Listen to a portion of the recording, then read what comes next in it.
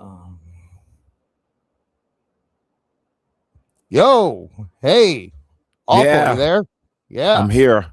we're Should be all here. here. The gang's all here. Well, almost. Hi guys, we're testing everything out, making sure we sound okay. Chat, let us know that you can hear us and that we're all good here, and then we will duck out until NXT's almost over, so we should be pretty NXT close to it. is over. We've got a It is new over. It NXT finished. champion. Oh, and Yeah. there's George. George is here now. Hi, George. He's not ready yet. But we will if everyone can hear us, we haven't gotten anything in the chat yet. Alt Jake has raided us now. Thank you for the raid, Jake and George. Let's see. Got anything? Got anything? Anybody in the chat? I mean, there's people there. They're just not answering me. They're talking about other stuff. So I'm assuming we're okay. Anybody want to tell me I'm wrong? Anybody? Is anybody? You sound good from my end. You sound good from my end, so just gotta wait to get the. Okay, we sound good. Okay, thank you, Erica. Thank you, Erica.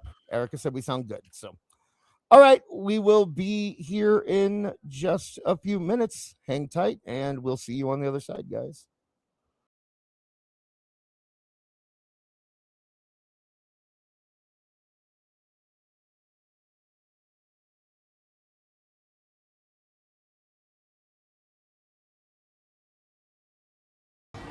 Seth Rollins, I'm coming for you, boy. And I'm coming hard. At UN *** super chatted $4.99. Stand and deliver delivered. Will Dynasty do that? Who is covering Dynasty? Glumgold R.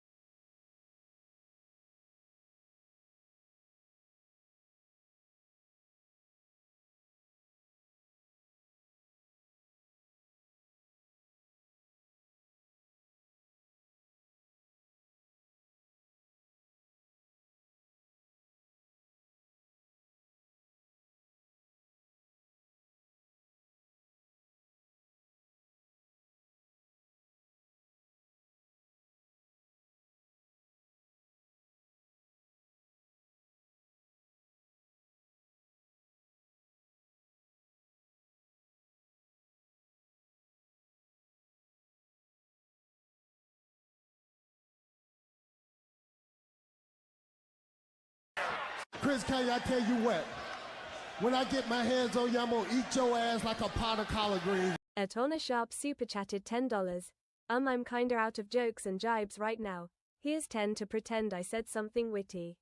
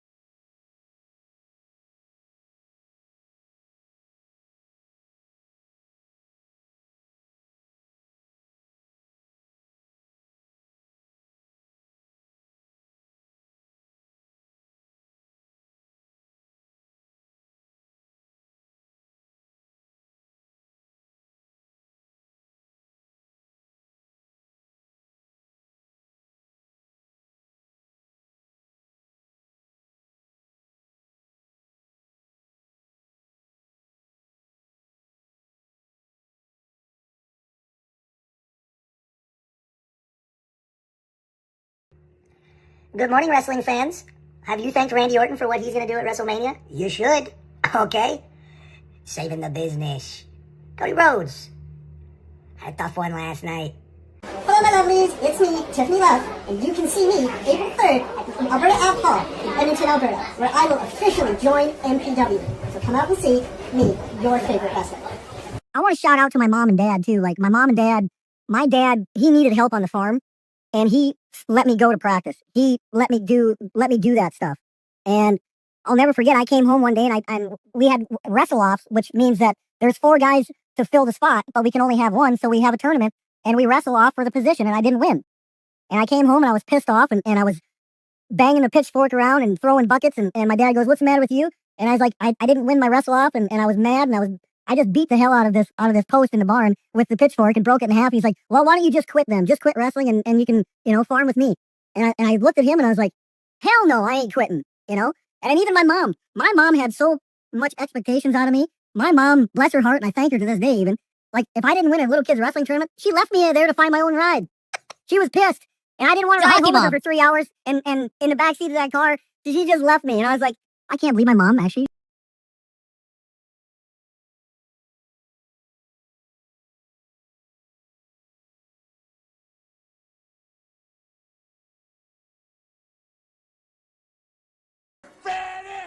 Atona Sharp super chatted $5.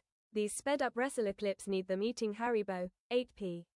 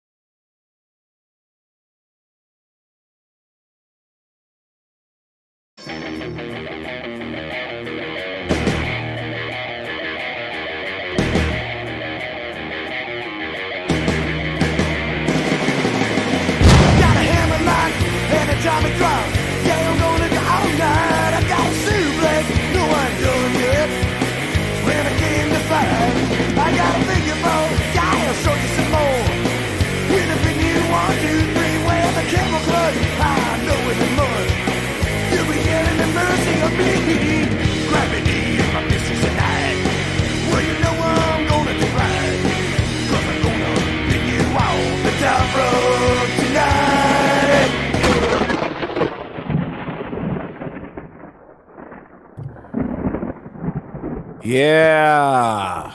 Fresh off the heels of NXT Stand and Deliver. This is awful. Alongside me, my man Akadis, and of course George Captor, if we can hear him. This is awful. Welcome to the show. And we know you probably enjoyed the NXT TakeOver show. Some of you did. Some of you may not. We're going to find out all that and more. But we got a great show for us lined up. What do you say, Dis? Yeah, we got a lot of stuff planned here for today. Hopefully George here works out. I don't know. He was having a little mic issues before. It was all cleared up on my end. A question right at this particular time. Would you like to do that? At Last Call Podcast DCC super chatted $5. Too bad Flair couldn't be the phone reveal. This and AEWFUL could have been his chaperones and made sure to avoid booze, women, gambling, and bars. Yeah, I don't know if I could have been able to do that, my friend. Yeah. Thank you, Chris Connor, for your 5. Thanks, Chris. We'll get into that a little bit. I think we're gonna save most of the Pat stuff for Tuesday, just because we kind of had this show all planned by the time that happened. But I don't think Pat is the end reveal. I think there's gonna be more to it. But why don't we jump in here? We actually got quite a few super chats before the show started, so why don't we run through those real quick here? Shout out to my homeboy OJ Simpson. Keep up the good work, baby. At UN *** super chatted $4.99. Stand and Deliver delivered. Will Dynasty do that? Who is covering Dynasty? Glumgold R. Yeah, I mean, okay, so he's asking, what do he say here? Who's covering Dynasty? It said Dynasty. I got confused. Who's covering Dynasty? And I'm also trying to look at George's thing. I don't think it's gonna work, buddy. I think we should have had more time to test this out. So I apologize if you don't make it, but we appreciate you taking the time and trying, and we will get through it to the best of our ability. But yeah, I mean, if you can get it working, that's great, but I don't think we're gonna get there. So Dynasty, I don't know if we're gonna cover Dynasty. What do you think, Awful? You think we should? I mean, George and Jake might. We can check to the chat to see if Jake will. I have no Who's desire. supposed to be main event in that thing? That's Omega and MJF, and then it's Cope. It's Christian and Cope versus FTR. Yeah, and certainly not interested. Yeah, it does not have my interest. So, like I said, we might. Maybe I'm sure George and Jake might do a thing. I don't want to speak for them, but we will definitely keep you posted through Toonie Talk Wrestling. We have some... But George wrapped up the All Jake Takes On watch along party for NXT, which was cool. Yeah, they did. Awesome. I heard they did a pretty good job. They actually rated us. So I said before the show, but I'll say it during the show. Thank you guys for the raid and everyone who is coming here from there. We really appreciate you being here. If you've never been here before, make sure you're dropping a like and hitting subscribe below. Also, you're hearing these super chats being played right now. We have another one coming up. But if you want to interrupt us, what do you call it now, Awful? What's your word for it? The Interruptus 5000. Yeah, the Interruptus 5000. If you want to do that, just drop us any super chat or a tip. If you go below into our description, you can see that we have tips up. Awful. Why are the tips better? Well, I'll tell you why the tips are better, because we retrieve all of that. Whereas with a super chat, YouTube takes their cut. And, you know, who's YouTube? They're not entertaining you. You know what I mean? We are. So don't tell YouTube we said that. Why not? What are their AI gods going to come down upon us? They'll get all weird. That's why I was glad that you put tube instead of YouTube, because you know I don't know what kind of algorithmic stuff. Yeah, do, right. But, I was very cognizant of that. Jake in the chat is saying that they will not. They might have it on during their spaces because I guess it's a Sunday, so they might have it on in the background, but they are not devoting the show to it. So that would be your answer from Jake. But yeah, so if you wanted to do that, you can do that. All of them will interrupt us. All of them have sound bites. Bye, George. We'll miss you. All of them will have Thanks, sound George, for bites stopping by. included. Yeah, we do appreciate you helping us out here, or trying to at least. We'll get it worked in at some point. If you look above us right now, you can actually see a little counter thing there that is getting to our goal of $2,000. We are almost there. When we do get there, we will both be able to buy new computers and upgrade our stuff and not have problems anymore. So that will be wonderful. But that wasn't our last super chat before the show. We actually have 2 more. So I'm gonna get off by cranking your knob just a little beyond the breaking point. Atona Sharp super chatted $5. These sped up wrestler clips need them eating Haribo. 8p. yeah, that's funny. Thank you, Regina Sharp, for your 10. I didn't realize that Awful had videos on this one. I thought it was just tweets again. And I last week when we did it, the video was like 12 minutes long. So I sped it up to 1.5 so that it could fit in during the intermission. And it looks like it had videos on there. So you got to hear rapid fire Brock Lesnar there. We have one more. Baby Brock. Yeah, thank you very much, Regina. And we have, oh wait, was that our last one? Let me look down here real quick. Oh wait, we've got this one here. This one's another one from Regina Sharp. Ooh. You're only half the man that I am. And I have half the brain that you do. Atona Sharp super chatted $10. I'm kinda out of jokes and jibes right now. Here's 10 to pretend I said something witty. Well, you just did, my friend. Yeah. We don't need you to be funny. That's okay. We appreciate anything you give us, and we appreciate anything anyone gives us. So, Awful, you watched some of Stand and Deliver. Since we don't have George here, why don't you give some observations? It seems like the chat really enjoyed it. From the Oh, really? That's the feeling I'm getting. Yes. Okay. All right. Then I will watch the chat dwindle down to nothing as I give my thoughts, apparently. Okay. Because the show I thought was not that good. Granted, I don't know any of these people, but if I paid money, thank God I didn't. Thank the YouTube overlords for that. No one paid money for that except for the people who were there. So right. And boy, I don't know how much fun they had. I mean, it sounded like there was a few times where the crowd was library quiet, to the point where Ethan Page and Ricky Saints actually did the "Who's on First" bit during the match. I mean, you could hear everything when they were wrestling. Boy, the match that really kicked my ass was Tatum Paxley versus Blake Monroe for, I guess, the NXT North American Women's Championship. Holy shit! Did you watch this thing? No, I've been hanging out with family. It's Easter weekend, so okay. But I want it too, and I had to fight inch for inch to get this, and I'm not about to lay down on my back and let someone cover me. I thank you very much. Atona Sharp super chatted $5. I'm shocked to find out AEWFUL didn't like NXT. 8p. Yeah, if it has Ricky Saints on it, Awful and Marv immediately don't like it. Anything else, it could be the best show on earth, but if Ricky Saints is there, I don't know about and Marv will not. I don't know about that. Marv, you might want to add Blake Monroe to the list. Okay. Anybody who's ever been associated with AEW, it is impossible for Awful or Marv to enjoy anything they do.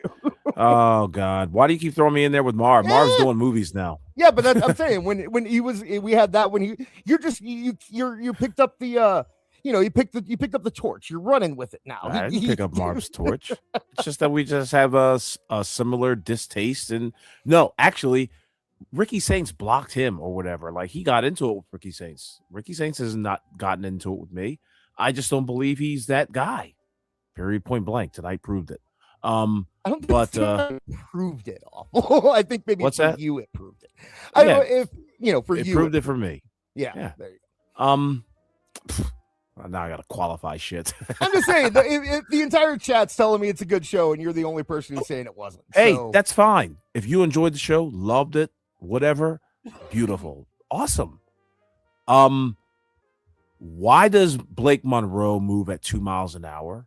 Why does she have no like facial emotions or anything like that? She slowed the entire match down. Something tells me Tatum Paxley's a good wrestler. Something tells me but she was slowed down tonight. And not to mention, she got powerbombed right onto the on the outside of the ring, kicked out at 2. She was hit with like a few finishers, counted out at 2, kicked out at 2, excuse me. Is this starting to sound a little AEW to you? I don't know. But I mean, I just pictured Sensational Sherry and people like just like women should be able to scrap. And this was like, it seemed like they were just moving at a snail's pace for me. And thank you for listening. Thank you for watching, I guess. Because I know a lot of people probably disagree wholeheartedly. But again, I'm going to pretext this by saying I have not watched the shows. I saw this show in its entirety. I was not thoroughly impressed. There were spots and all that. It seems like everybody wrestles for spots. And again, the crowd should have really made the show, and it really didn't. It seemed like the basic NXT crowd who, you know, inside baseball type shit. But the show's not designed for me. This? Yes. Yeah, I was letting you go. I didn't watch it, so. Okay. Again, you lucked out for, you know, I guess the show isn't built for people who don't watch NXT. Joe Hendry being the NXT champion. When I saw the other 3 contestants, Ethan Page, Ricky Starks, and Tony D'Angelo, I knew right then and there that Tony D'Angelo was going to win. You want to know why? He was the only one with a smile, with no smile on his face. Yeah, he's the new NXT World Champion. Really? Yeah. Tony D'Angelo. Okay. Yeah. Oh, that's what I'm saying, my man. You need to tell me in front of the WWE universe that you respect me. Atona Sharp super chatted $5. For the record, the most I actually got out of Tatum versus Blake was that they were not Alexa versus not Tiffany. Yeah, I guess so. Did you enjoy the match honor though? Like, did you watch that match? It looks like even the people in the chat are saying that, like, you know, the other woman's match was the better woman's match on the show. So, and you know, Jake said here, he says that Ricky Saints is not the guy, which is why he's not the champion, and that, you know, sure, that's we know true. that. True, yeah. But he's featured, and he's not that guy. I don't know why Lexus King has not been slotted for that particular. Like he at least has a look. He at least shaves his face in crazy styles. Something's gotta happen with these guys. I mean, I enjoyed the show. I'm glad that they put it on YouTube, and you know, 100 and what was it? The peak mark was 139,000 people, I think.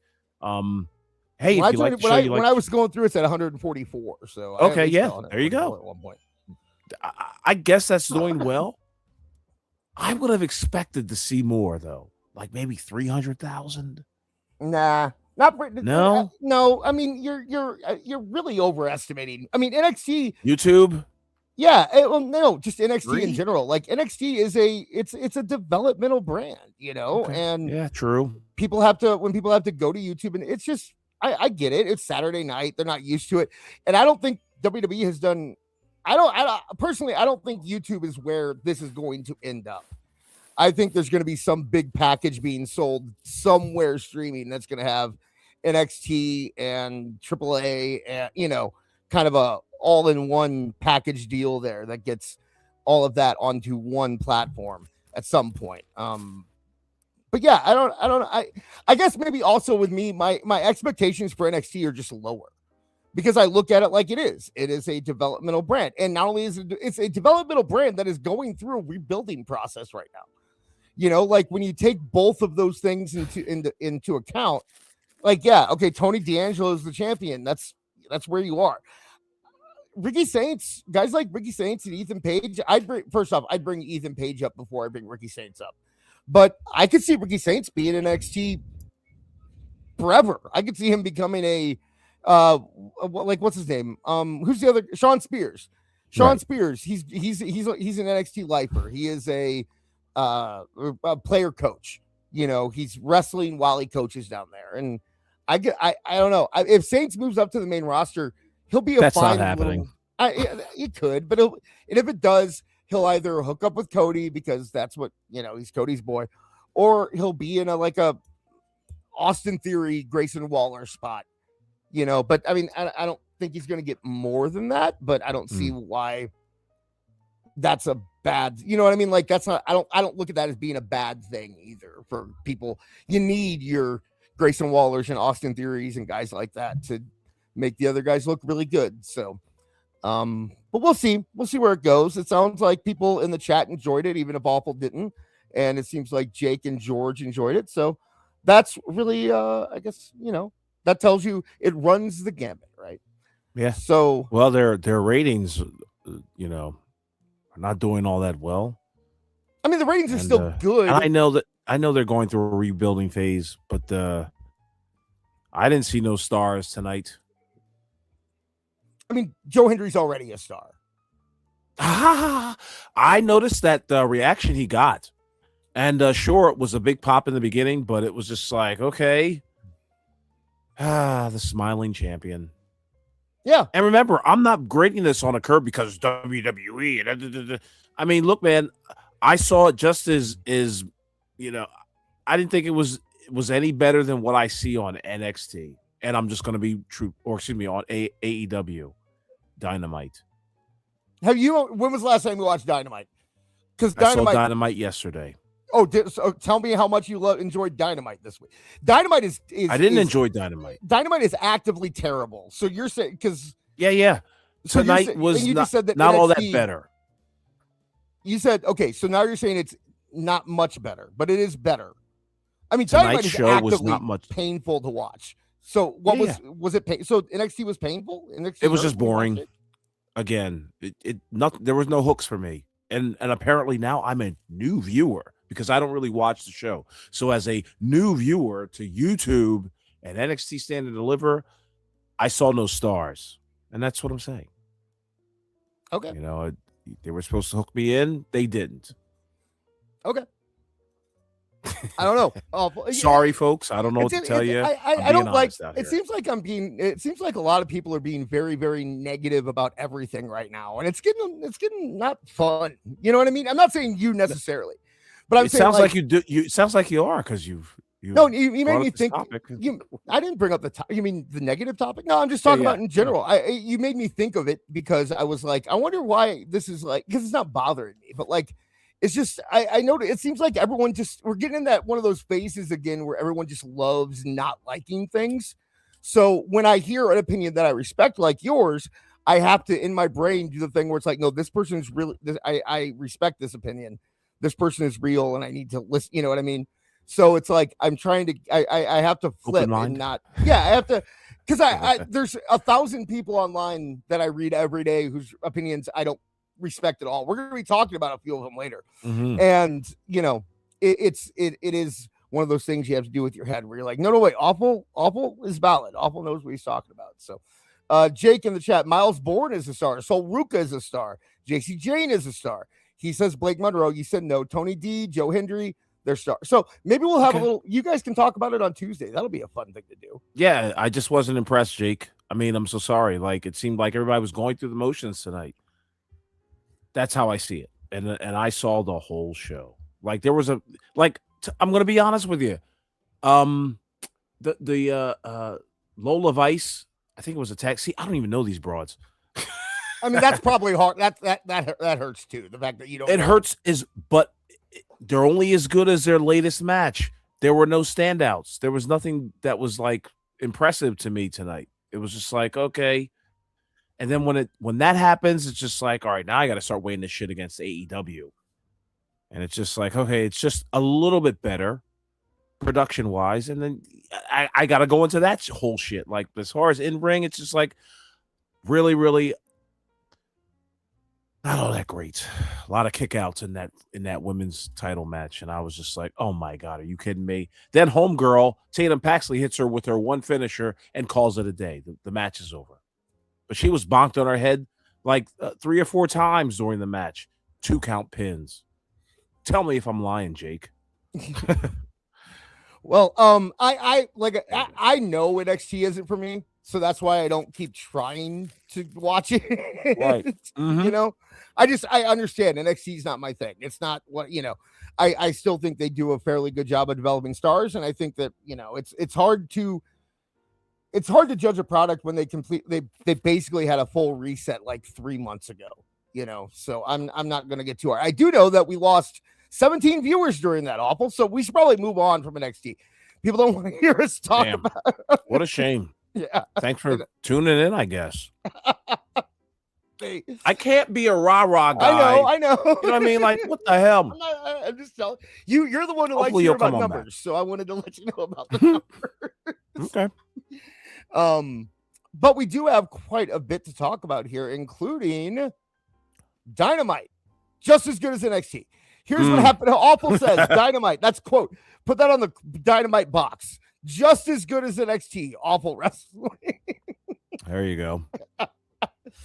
Chris Jericho came back to AEW and literally nobody cared. Nobody cared. Nobody cared. Like, it's, how do I do this? It seems like the AEW fans, the only people who really cared were WWE fans who were like, good. Like, now that means he's not going to be in WWE. You know, fantastic. That's good. Because AEW fans seem upset about it because all of the returns recently, you had them, you had the Hurt Business, you had Cope. They're all old guys. And AEW is trying to portray this like youth, at least the fans of AEW are trying to say that they're going through some kind of youth movement right now and that the young guys are kind of taking the company and, you know, but now you got Cope, you got Christian, you got Jericho back. So I don't know if the youth movement is going to last very long. A lot of this too, from what I heard, Jericho didn't actually have a new deal when he appeared on Wednesday. He may by now, but it was more of a, you know, what's the word I'm looking for? Tony was not letting him out of his contract, so he couldn't negotiate. And it seems like the word that he was getting was WWE wanted him to do a retirement tour. And I guess Chris Jericho doesn't want to retire because there he is. He's still got gas left in the tank. Yeah. Did you know they gave him, and they added 7 minutes to his segment because they thought that the crowd was going to do the whole like Hogan thing where Hogan tried to talk and they started cheering and they couldn't talk. So he had to pull back. He did the hand wave movement. Like, get up off your feet. Right. Oh my God. How cringe. So they thought he was going to get a much bigger reaction. He was in Winnipeg, his hometown. Everything kind of set up like you'd think he was going to get. I mean, don't get me wrong. It's not like there were crickets, right? People were cheering. People liked him and stuff like that. But it was not nearly the reaction they were hoping for. And hell no. See, I wish we could have EFAP this thing because, like, it's so fascinating. If we're on Kick, we could. If we're on Kick, AEW is a bunch of pussies. They would have copyright struck us and called it a day. But Jericho's return was holy shit, and not to mention the story broke by NECKBEARDs. Well, we said it the night let before, that be on the record. By the way, we did say it the night before. All of us, me, you, and Jake said that the night before too. So of us, we said, go back and listen to Junior Dog Wrestling. We said Jericho's probably going to be back tomorrow night. Do you not remember that? Do you not remember us saying that? I don't remember saying it. Yeah. But then again, maybe a you lot didn't. of things I say. I know. I don't think I did. Maybe, me and Jake were definitely, because I said something about coming back to AEW after starting a bunch of rumors that you're going to WWE on April Fool's Day sounds like the most Jericho thing you could possibly do. Right. Is that he would, and it's what happened. And Beard nailed it first thing in the morning. So he got it. I noticed, that's what I said.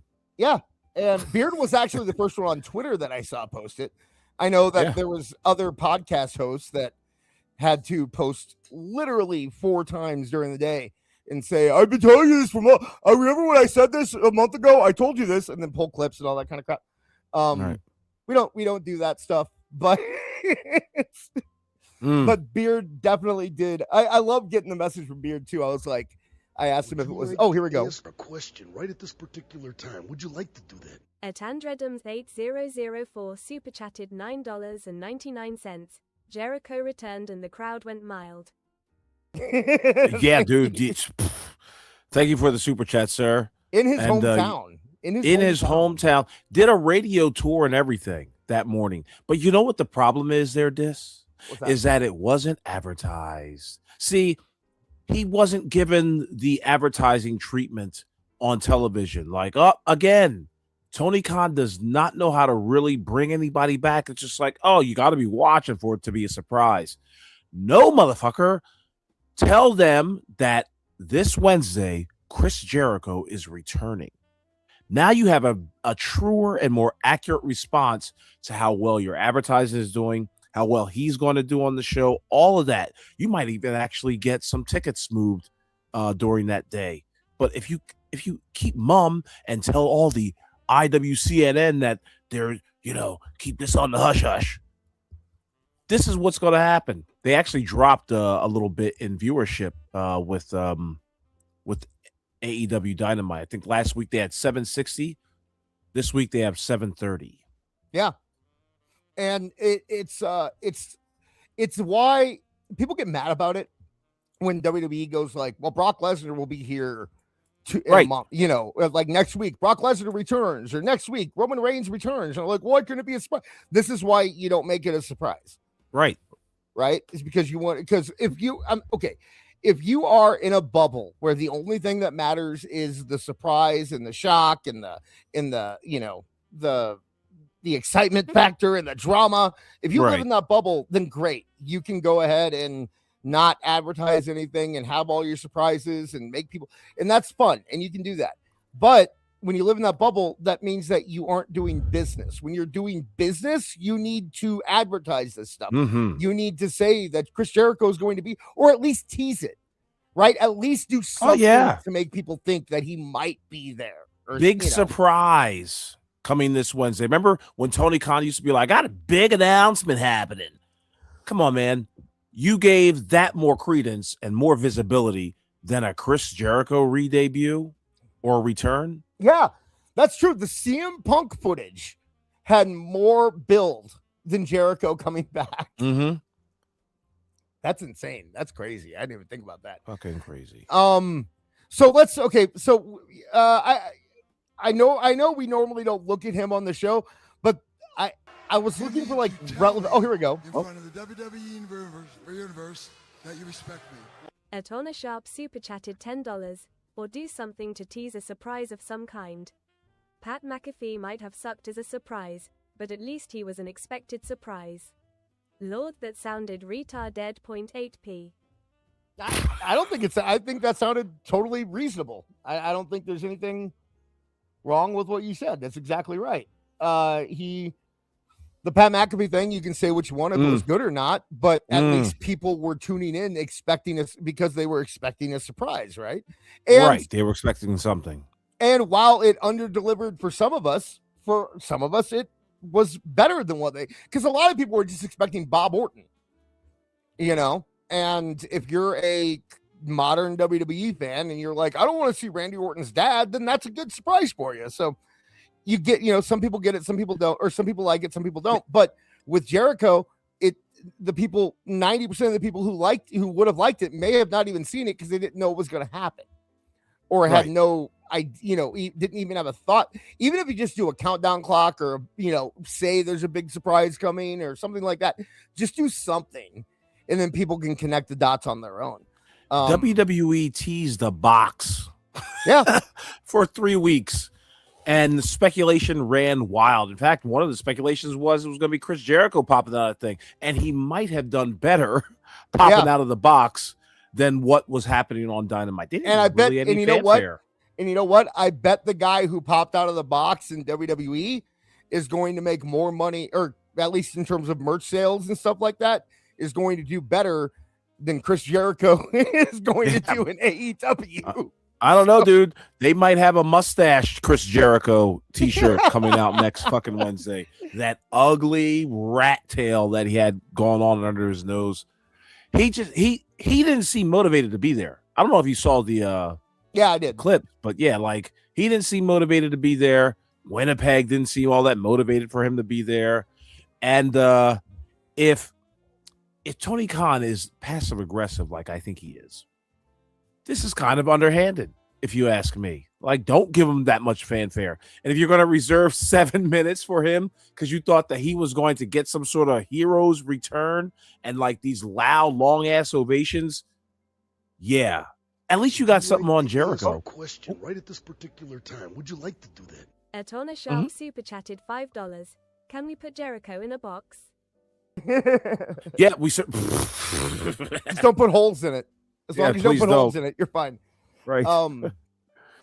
Yeah, it's dumb business, and it didn't pay off. So I was looking for like someone who could say something about this that we could listen to, and honestly, as much as I normally don't, we don't listen to this guy on this show. And I don't know what they told him. Okay, he's not. He has a pretty good.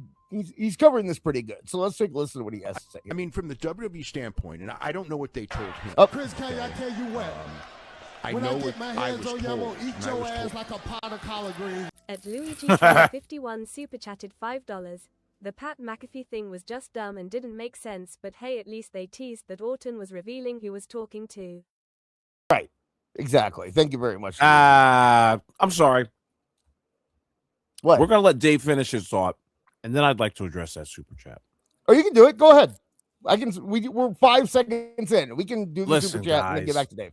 I've heard it a lot on social media, particularly Twitter, where they're like, Pat McAfee's popular. He's famous. He can do all this and that. He's more this. He's more amenable to the story. I'm here to tell you. At Okay. Andredums8004 super chatted $9.99. Jericho returned to show off his Burt Lancaster mustache kit. Yeah, I'd say. Good one, Andre. Thank you very much, sir. Okay, let you say this. What are you saying, Awful? Okay. So everybody's poo-pooing on my tweet about Ted DiBiase Jr. being the better choice. I'm going to prove it in less than 20 seconds. I don't give a shit if anybody, new or old, wrestling fan or not, doesn't know who Ted DiBiase is. With 2.5 weeks, they can make Ted DiBiase an integral part of this storyline. Sure, they can do the same thing with Pat McAfee, but there's a history with Ted DiBiase being a part of the story. Sure, when he reveals himself or whatever, many people may not have liked it or whatever, but I guarantee you would not have gotten the backlash that Pat McAfee got last night. Well, Pat McAfee's getting backlash on the IWC. Sure. Not like the average fan is fine with it, number one. Okay, Number we'll see two, about that. Well, they are. I'm just letting you in. But number two, why do you think that Pat McAfee's the last person that's going to be introduced in the storyline? Oh, I know he won't be. My card is like, still in there for Ted DiBiase. Right. Like, why Jr. does it have to be Pat McAfee or Ted DiBiase? We already had Steph come in. It can definitely. Now it's both. Pat McAfee. We're going to Pat get more people. It's not the end of it, so. All right. I don't know. That's just what I'm saying. It seems this is a Rock storyline. This is The Rock. Like, this is exactly what they did with John Cena and Cody last year. Right. It's exactly the same thing. It's just instead of John Cena, it's Randy Orton, and instead of Travis Scott, it's Pat McAfee. And there is no Rock yet, right? There's no bigger name yet. So, okay. We still have time. I'm not saying that Ted DiBiase should be the end piece. I'm saying that Ted DiBiase would have been a better choice than Pat McAfee. but they can be both. That's what I'm saying. I still think it's going to be both. But I think they're going to get Ted. I think let me also I guess clarify. Pat McAfee and Ted DiBiase Jr. One is known, one is not known. but one has a story, and that's all I've been hearing about WWE in the last couple months. In fact, John Cena said it's about storylines. There's a built-in story with Ted DiBiase Jr. If you wanted to put him on SmackDown, and I heard that he's like a risk, it's a gamble, putting him out there. Pat McAfee's a gamble. Like anything that you can say about Pat McAfee. Okay, we're gonna talk about. We're gonna. We'll save it for Tuesday. Yeah, let's save it for Tuesday when I can actually gather my. I just literally found out about Pat McAfee like an hour and a half ago, so I need to actually gather my thoughts on that whole thing and get the whole. Should take about 4 or 5 minutes. Did you see the segment? Yeah, so I watched. That's what I'm saying. I watched it. Yeah, yeah. I have. What'd you think? Okay, fine. We'll do a Pat McAfee segment. I was Mister, let's stick to the script. Okay, fine. Let's do Pat McAfee now. I thought everything I was fine with except for the part where he started going off on WWE creative and the show being bad. I don't think you ever should go on TV and say it doesn't matter if it's a heel or a face. I don't think anybody should go on TV and bury the show.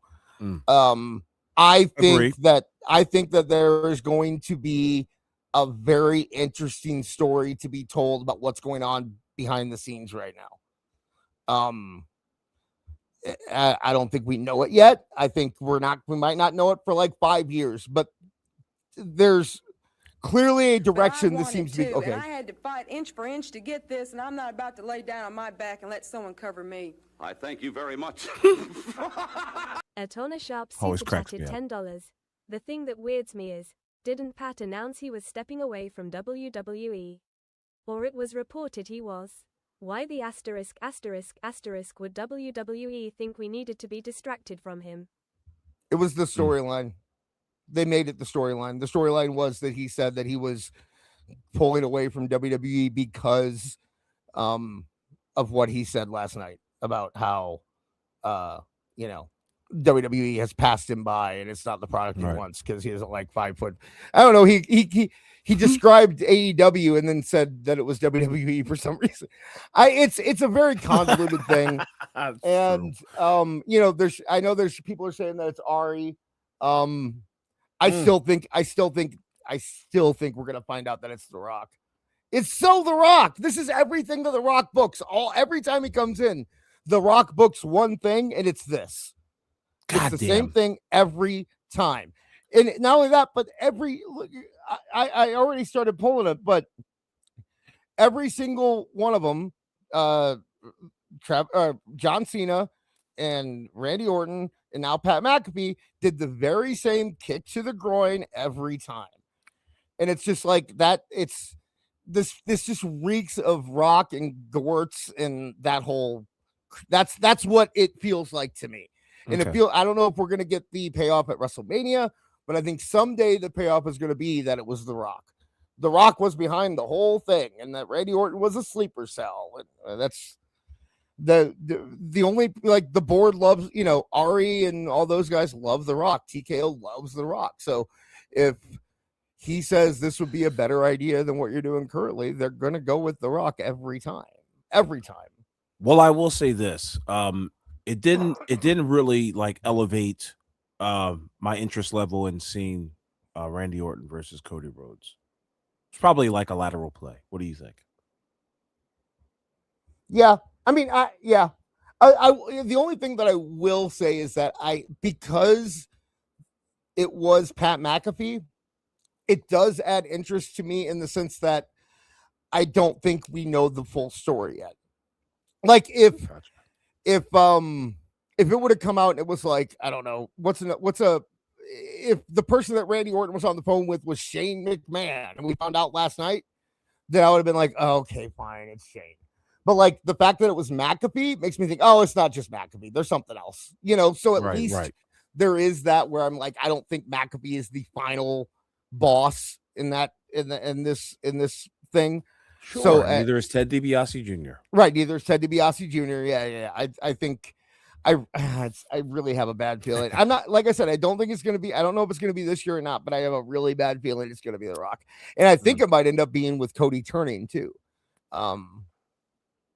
But that was the whole thing that I wanted to get ready for Tuesday. So we'll continue this conversation on Tuesday. Yeah. Let's get back to what Dave is saying here about Chris Jericho. That as far as they wanted him for a retirement tour, right? And maybe that's not what he wanted. I don't know. I just know that they told me. I mean, that's what he should have had, right? Is there anything Jericho should be doing right now that's not a retirement tour? You know what? I'll tell you what. Based on his mustache alone, I think him in a, like a return feud with Dominic Mysterio would have done him well. And then maybe next year do the retirement feud or, the retirement tour or whatever. Bro walked out a mustache and awful. Yeah. You think he should feud with? This is how quick it can happen. This is how quick creative ability can happen. I love you. No, I like I said, I don't think Jericho is good for anything right now except for retirement. I don't think that he is a draw in 2026. I think that the reaction that he got in his hometown on Wednesday proved that he isn't. I mean, we'll see. Maybe the ratings will drastically go up. He's in better shape than he's been in a long time. I'll give you that much credit. Sure. He's got the Kofi Kingston diet. Yeah. You lose all your chest. So let's keep listening here. Him for a retirement tour, and that was it. With AEW, perhaps he was going to get more longevity. I mean, like all things equal, and they're never all equal. I thought WWE was the place for him to go. But like I said, they're not all equal. There's a lot of advantages for AEW, and there's always money. And, he may have been offered more money in AEW. And it's funny for him. I mean, I don't know because during this whole period, we have not talked at all, during this whole period. As far Liar!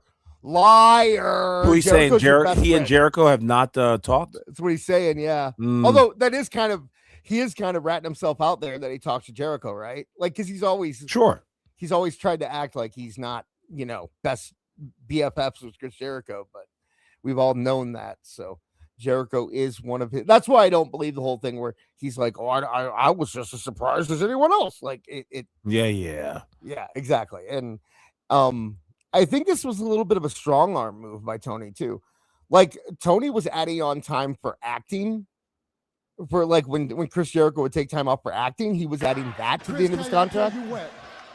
When I get my hands on you, I'm gonna eat your ass like a pot of collard greens. Atona Sharp super chatted $5. Jericho just had to get something off his chest. That something being any remaining muscle M ****. That's mass, but thank you.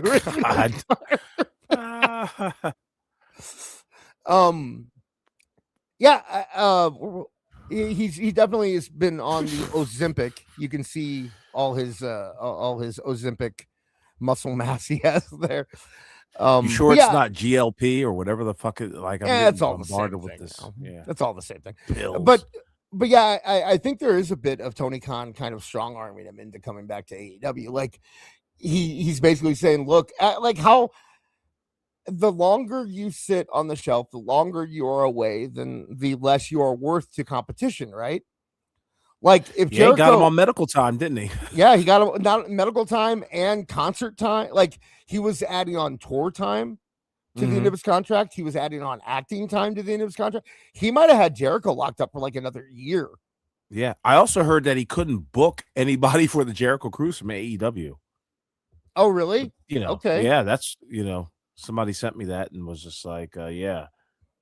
So there's Jericho Cruise is gonna suck this year, but I think obviously with him coming back, they could they can bring some people. It'll be really interesting to see if we hear anything about Jericho actually having a new deal. Last time I was in San Francisco, I went downtown looking for a woman. I couldn't find no woman. I found a lot of men that look like women. At LK8181 super chatted $5. McAfee isn't for you or me. It's for ESPN and the sports bros who watch his show every day.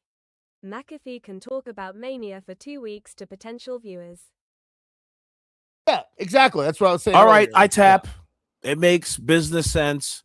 But then fucking say when Cody gets interrupted by TMZ and is asked about, John Cena and is asked about transgender women, he can't be like, it's all about, it's everybody. It's everybody involved. It's all about the story. It's all about the story. Because this story right now makes no sense. And I've heard a lot of analogies talking about how, like, could be like it's like a surprise in the middle of a movie. Yeah, but sometimes surprises aren't all that great, and they ruin. I really didn't want to get into Pat McAfee. I'm sorry. Okay, we're sorry. No, it's okay. It's okay. I apologize. So, well, now we're talking about it. So, it was a super chat. What can I say? I know. I fed in. So, the thing, I mean, the way he explained it, if you listen to his words, I don't want to defend it because I'm not a big fan of it, but the words make sense. He's saying, he's playing the part of you, awful. You know what I mean? Like, he's playing the part of Marv. He's playing the part of Kev. He is the guy. He is the guy who, and it lines up when you listen to everything he's ever said about wrestling and what he likes about wrestling. He, his character is the guy who loves Randy Orton. He loved the Attitude Era, and he hates the fact that WWE is pussified, and they're playing kids now. I don't share all those sentiments, but I will say LK has convinced me, because I guess I look at the business as more of a business than entertainment. But I mean, the part of me that wants entertainment kind of wants a logical story, and I guess I gotta wait for that. So, but like I said, I think if you want logic, I think the logic is there. Pat McAfee has always been, like he's always said, his favorite wrestler was The Rock and Stone Cold Steve Austin and those guys. So, like, I think if you say there's no logic to it, I think either A, you didn't watch, or B, you just hate Pat McAfee. No, wrong. I wouldn't call it. Yeah, me personally, I wouldn't call it no logic. I just said one's more logical than the other. Yes. They've got 2.5 weeks to make it logical. Yeah. Good luck. Yeah. All right. Let's finish this up. Anything to do with this, because I know he's not going to talk. It's not something he's going to talk about because he wants it a secret. As Why? far as I think that for him at this stage of his life, and his money situation is probably pretty great. I would think he made a lot of money in these years in AEW. And sure did. I think that at this point, especially at the age he's at and everything like this, that he's. Oh my gosh! Shut up! Keep talking. Get to it. Get to the point. Gratefully fulfilling and fun, and AEW is a little bit of a risk in the sense of not the creative fulfilling, because he'll probably have more input into what he's going to do in AEW than he would in WWE. But he'd have a better audience in WWE, I think, for sure. What are you? Okay, I'm done. I'm sorry. I mean, the better audience. Hey, you lost me. I listened to the beginning, and I'm like, yeah, you know what? He's kind of right. I'm going to bring this up. He's doing all right, but it doesn't. He's gone back and forth like 10 times on which company is the right company for him to go to.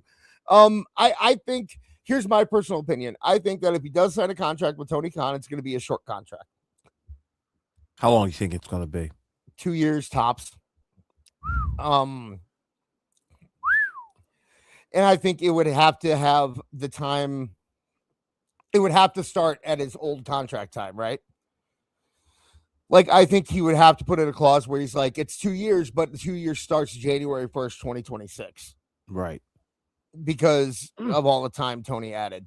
But I didn't even think about the cruise thing. It absolutely makes sense that he goes, okay, well, I can't book anyone from AEW because of the cruise. I can't book anyone from WWE because it's contract tampering or whatever. So I have to sit at home for X amount of time anyway because he extended my contract because of all that stuff. I'll just go back and work, and I'll make Tony happy, and then I'll be able to book all his guys for the cruise, and I'll have a good cruise this year.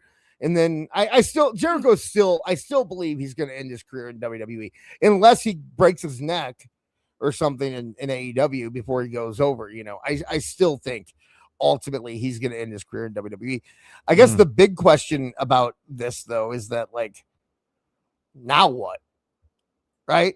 You got Jericho. You got Jericho. Now what? Now what? Now what? What are you going to do with Jericho? Because you got him. He's all yours, Tony. And now you got to slot him in somewhere. And you can't slot him in with your biggest stars. They're already busy. seats taken for that particular, I guess he can creatively control himself into a world title picture. But He do could be people the want guy. to see that? Yeah, he could be MJF's opponent after Kenny, I guess. But yeah, I great. Yeah, how long until he starts a stable? What's the over under on how long until he starts a stable? Shit, 2 weeks. You think 2 weeks? Yeah, he's not gonna listen. Very quickly, ticket sales have not gone up all that drastically since these ratings have gone up exponentially. I mean, the scaling from 45,000 people to 730, last week 760,000. All that talk, all that praise, but nobody's talking about ticket sales. In February they had 2,500 tickets average. 2,500 tickets average. All right. And then in March, they had 2,400 tickets, March 11th. Then they had March 18th, 3,500 tickets. This was in a big building that had 13,000 seats. So we could talk about all day about how people want to talk or watch AEW, or maybe Nielsen's changed their ratings. But Chris Jericho really didn't do dick for the ratings. I mean, they kind of stayed stable. His segment, God, I wish we had the quarter hours. Yeah, you got to bring back the quarter hours. That's dude. That's it, man. Cable television and Nielsen ratings are arm in arm, sinking. They're both sinking, and they're holding on to each other for dear life, trying to stay afloat. Yeah. While broadcast is over giggling, hiding behind streaming, and streaming's putting their foot on both their heads. Yeah, broadcast has gone. That's the thing. Broadcast has gone up. Antenna sales and broadcast use has gone up. And Nielsen, unless you have a Nielsen box, has no way to gauge what is going on with broadcast television. And on top of that, broadcast has hated Nielsen forever. So Nielsen wants cable to do great, and they're boosting cable, and cable's like, yeah, Nielsen's great, but neither TNT or Nielsen are going to be around in 10 years. So I can't imagine in the way they are now. Oh yeah, they're going to come up with some new methodology or whatever. But no, Nielsen will be out of business. Oh, just gone, huh? Nielsen will be gone. Well, nobody Grok will take over. You don't need them. They're completely in the world of streaming. It's completely unnecessary because every one of those streaming services get numbers by the second. They can go on the computer at any time and see exactly what every user in the world is watching if they want to. Nielsen is unnecessary when it comes to streaming. And that's why Nielsen streaming numbers are so messed up, is because most of the streaming companies are like, why would we report numbers to Nielsen when we have the numbers ourselves? We don't need to, do that part of it. Oh, go ahead. No, I was just going to ask you if you read Nicola Piccolo's, one of his later tweets. Yeah. I'd like to bring him on sometime and actually talk about it. I think he would be a good source to discuss. Oh, yeah. How cool would it be if we actually got him? That'd be neat. We'd be the first non-Bischoff podcast, I believe, to have Nicola Piccolo on. So really cool. Yeah, I think so. I can't think of another one he's been on. I know. I mean, he hung out in our chat before, but I can't think of another show he's actually been on. I might be wrong. Chat can correct me if I am, but yeah, it's Nielsen is dying. They're looking for any support they can get. Cable TV is a ally, but they're dying too. Cable TV is going to be a thing of the past. Like I said, probably I would guess in the next decade, there might be like local cable companies that will still come out and attach a wire to your TV and you can get something, but in the sense in the scope that it is right now, I can't imagine that we're gonna have cable TV in the 2030s. It's just right. It's outdated. It's old. Nobody needs it. It's the worst version of the service. Like if you can if you have a stable internet connection, and especially when antenna TV is free. So many people now just will do streaming and have an antenna on their TV, and everything will be streaming except for it'll get the local stuff through the antenna, and that's all they need. And I don't see a reason why you really need anything else. And there's a whole bunch of people that live in the woods, who live off grid. I live in the woods, yeah, and do not fuck with cable or internet. That crowd is growing. It's growing slowly, but I mean that crowd is growing. So I wouldn't say internet. I think they love the internet actually, and they post on BitChute, and yeah, those are people from the woods. That post on BitChute like, hoping they get lucky today with 100 views. So, we're not watching the video anymore. I can turn the music back on. So, there's some other stuff going on in the world. A lot of fucking news, including our good friend Vince McMahon is back in the news. Have you seen his new look, Awful? Have you got a look at his new drip yet? I like his little skunk head. You like it? I kind of dig it. He's leaning into the whole Peta-feelya vibe with it, I think it works out pretty well for Vince. But yeah, so that is what we are talking about now. Janelle Grant came back. You thought she was gone, man. And she is back. Oh, you know what? I do want to talk about one thing real quick before we get too deep into this. I do want your opinion on something, Awful. Sure. Was Lil Yachty the best hype man you've seen since Flavor Flav last night, or what? Why is that? Because he was aligned with Trick Williams, your buddy? No, they're back and forth. Like, it just reminded me of, like, if you ever go see a rap show and you have the hype man out there, and like the MC or whoever or the rapper or whatever is like doing those one-liners. Safety, my life was in danger. Atona Sharp super chatted $5. It's Vincey LePew to you, Austin. Vincey LePew. It's Vincey LePew. Vincey LePew. Thank you, Regina. No, but like the rapport, the back and forth they were doing. Yachty surprised me about how good he was at it. He actually, like, he knew what he was doing. He was,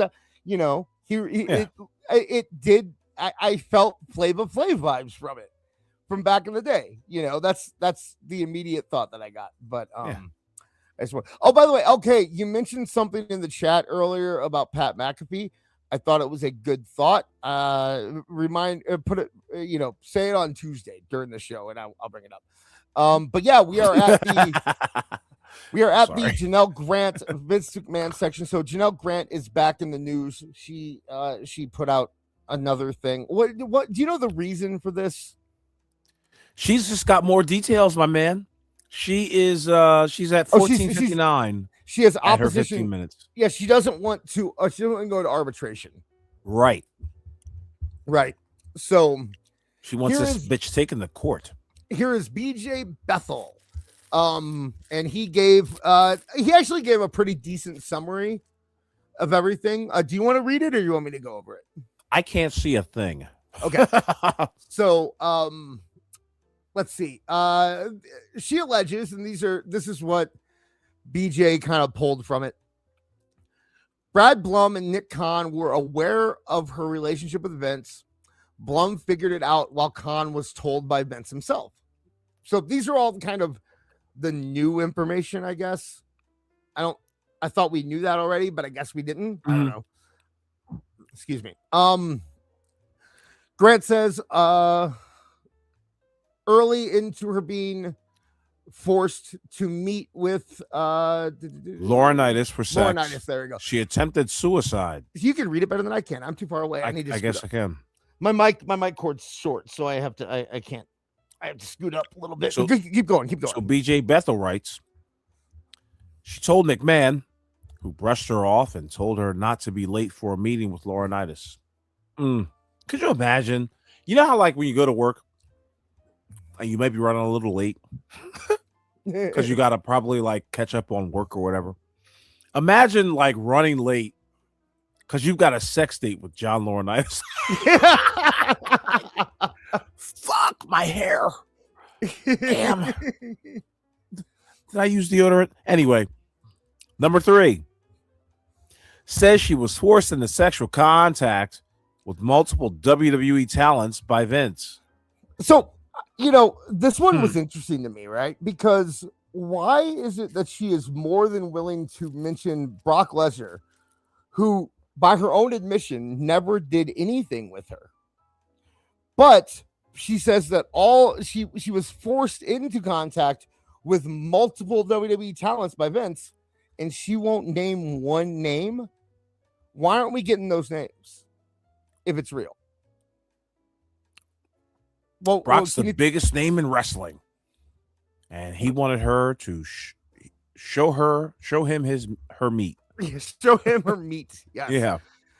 Yeah, it doesn't make sense to me why you would mention the one who didn't do anything by name and then not mention all of the multiple talents who you actually did something with.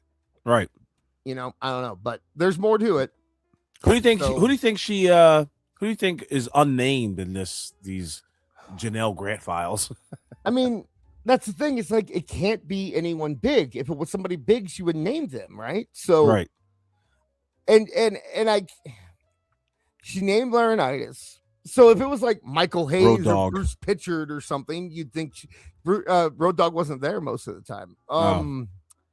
Yeah, an Undertaker, like she would say Undertaker. I can't think of anyone that it could be that you would, unless she like respects them or something. I don't know. But all right, let's see what number 4 is. That one I can't read. Okay, says she was once beaten, had her hair torn, and suffered a violent sexual act by Vince in preparation for a meeting with Lesnar. And she loved it. So I don't know, but I'm going to cover the chat for a minute, guys. I apologize, but no, I don't have to cover the chat. We can just do it that way. We can do it like that. So if you super chat right now, we'll still hear it. So yeah, so apparently Vince beat her up and said that he was getting her ready for Brock. Yeah. But what she fails to mention is apparently that she was they were role playing as a slave and master. Probably. Allegedly. I'm not trying to get sued out here. They'll add me to the lawsuit. Did you? No, okay. Number 5. Grant said it was inferred to her by McMahon that WWE General Counsel Brad Nurse was fired for asking Blum and McMahon about the relationship. Okay. I don't. Yeah. Whatever. She's really digging deep. She's gonna be like, I swear to God, like her next deposition will be like, I had coffee that day. Yeah, like these jump in the office bathroom. It's definitely went to work. These definitely aren't quite as big as the allegations she was giving in the past. So yeah. Hey, Swerve's in the chat. Swerve, we haven't seen you around in a while. Nice to see you, sir. Yeah, man. Send us some scoops. So number 6. Can you read it now, Awful? You want me to keep going here? Yeah, keep on reading it. Okay. Oh. Which one is it? Number 6. Grant described several alleged grapes and the injuries she suffered from Vince McMahon and Laurinaitis, which often led to her blacking out. All right. Whatever. She says she blacked out the first time McMahon forced himself on her. Yeah, because she was probably hammered like, let's just get this over with. See, I guess the position I'm coming from so far is that she, especially with the evidence that we've got, apparently, based on past shows that we've done about this whole thing, she was getting gifted left and right over here. So, yeah, I want to be awake during this shit. To people who are new listeners, we took these allegations very seriously for about a year over in the Tooniverse.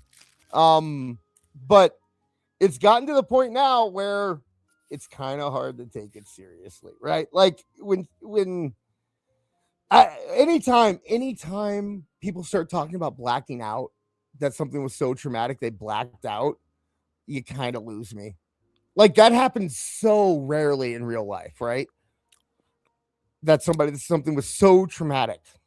She woke up in a new car. Yeah, that you blacked out. Like, unless you were on, even people who like do like, hard drugs or drink insane amount. Yeah, really. They don't even. Yeah, like they don't even really black out that much. So to say that it's kind of like what was the whole thing that was going on a few years ago with like multiple personalities, where like everyone was suddenly there was millions of people around the world that had multiple personalities, and then it was like, no one actually has that's a TV thing. Like Right. very, very few people in the world have multiple personalities, and that's kind of what blackouts are. Like that's a thing that they use in TV and movies and stuff, but in real life, people don't actually black out all that much. I just, being honest here. Number 7, especially if you're sober. Yeah, like if you're not drinking or drugging, what's going on? Were you Right. very, very tired? And did she ever say that she was drugged? Did she ever say that she was drugged? She has kept that out of the limelight. And you think, and that seems like an obvious thing that you would say, right? Like that. Yeah. That's an easy. That's a They layup. gave me 2 roofies. Yeah, but Then I went you under. can't say that. Woke up with Bill Cosby next to my. Oh, I watched a video this week about how Norm Macdonald was the last comedian who will probably expose like people like Bill Clinton and all, that kind of like the underhanded. So he's a part of the conspiracy now. I Well, love that it. he was the last comedian who will go down in history as being someone who will expose people that do that kind of stuff. Whereas now people are just going to kind of toe the line or be a Good part for of Norm. it. So it certainly beats those rumors of him dying of COVID. Oh yeah. I'm sure Norm would spread those rumors though. Yeah. Okay, number 7. She described an alleged request by Lesnar for a video of her urinating. McMahon monitored almost all of her communications, photos, and videos. Vince told her she shared her private. I think it means he shared. Vince told her he shared her private videos, and thousands had likely seen her. Thousands. Mm-hmm. Where is Vince posted? Is Vince going on eRome and posted? Like, where's Vince going to post all these nudes of Janelle Grant? Maybe you've seen her. BitChute, yeah. Is he hanging out on Cornhub? He's this is getting a little stupid. You want to take the next one? You'll like this. Grant said she suffered. Sorry, guys, I'm eating. Grant said she suffered migraines, major health issues, massive depression, and stress due to the abuse, which included the constant statements from Vince and how she was causing him trouble. She says she tried to quit several times. Vince McMahon is a cigarette, apparently. It took me a second. Okay. He kept coming back. Yeah, she tried to quit, and they wouldn't let her. They wouldn't. Yeah. He said, I can't quit you, is what Vince said to her. I like how she could have quit at any time at this fucking job, taking a easy fucking gig at a Target or a Walmart, or possibly maybe gone out and tried her hand at Hollywood like she did before. But she stayed. And that's all I'm going to say about that. Yeah. And by the way, again, Philadelphia this time, there's going to be no mistaking what's going to happen. I'm going to come on you like nobody's ever come on you before. No baby doll at your side. Nobody to run distractions for you. Just you and I getting it on like 2 men should do. Atona Sharp super chatted $10. I'm sorry, at this point all the stuff Vince was supposed to be doing violates the rule of 13 to such an excessive degree it's difficult to believe this wouldn't have witnesses lined up around the block. Yeah, I mean, to be fair, like a signing. To be fair, she says that there are a lot of witnesses and they're being quiet because of Vince, but you'd think she would have witnesses. Like, have you noticed that nobody from her life is coming forward? Right. Saying anything about this. Right. Like her neighbor Like I saw Vince McMahon sneak behind the back door of my neighbor's house. Or like a sister or a friend, maybe a friend who can come out and be like, oh, Janelle was talking about this for a long time. You know, nothing like that. So she broke down on my shoulders, told me Vince McMahon raped her. Brandon in we the had chat. Coffee. Brandon in the chat, I'm sorry, but pee and poop kinks are disgusting. If that's right, I agree. And that's why I wish I could just be like, man, Vince sucks. You know, because I think Vince is probably a terrible person and he's probably disgusting. And I believe all that stuff. But like, she went too far. You know what I mean? Like if she would just come up and be like, you know, Vince a London Bridge too far. Yeah. If she would just come up and be like, you know, Vince is a really weird guy and he's dirty and he made me do dirty things and I didn't feel right about it. And it made me I'd be like, okay, you know, if she was like, we had a relationship and if she just wanted to like ruin his reputation, I'd be like, be like, yeah. I mean, he seems like a dude who would have weird kinks and be disgusting, right? But yeah, they seem to have gone too far. So there's more, by the way. Yeah, she's really piling it on, isn't she? Do I have? This is 40 pages, by the way. Yeah. So those were those.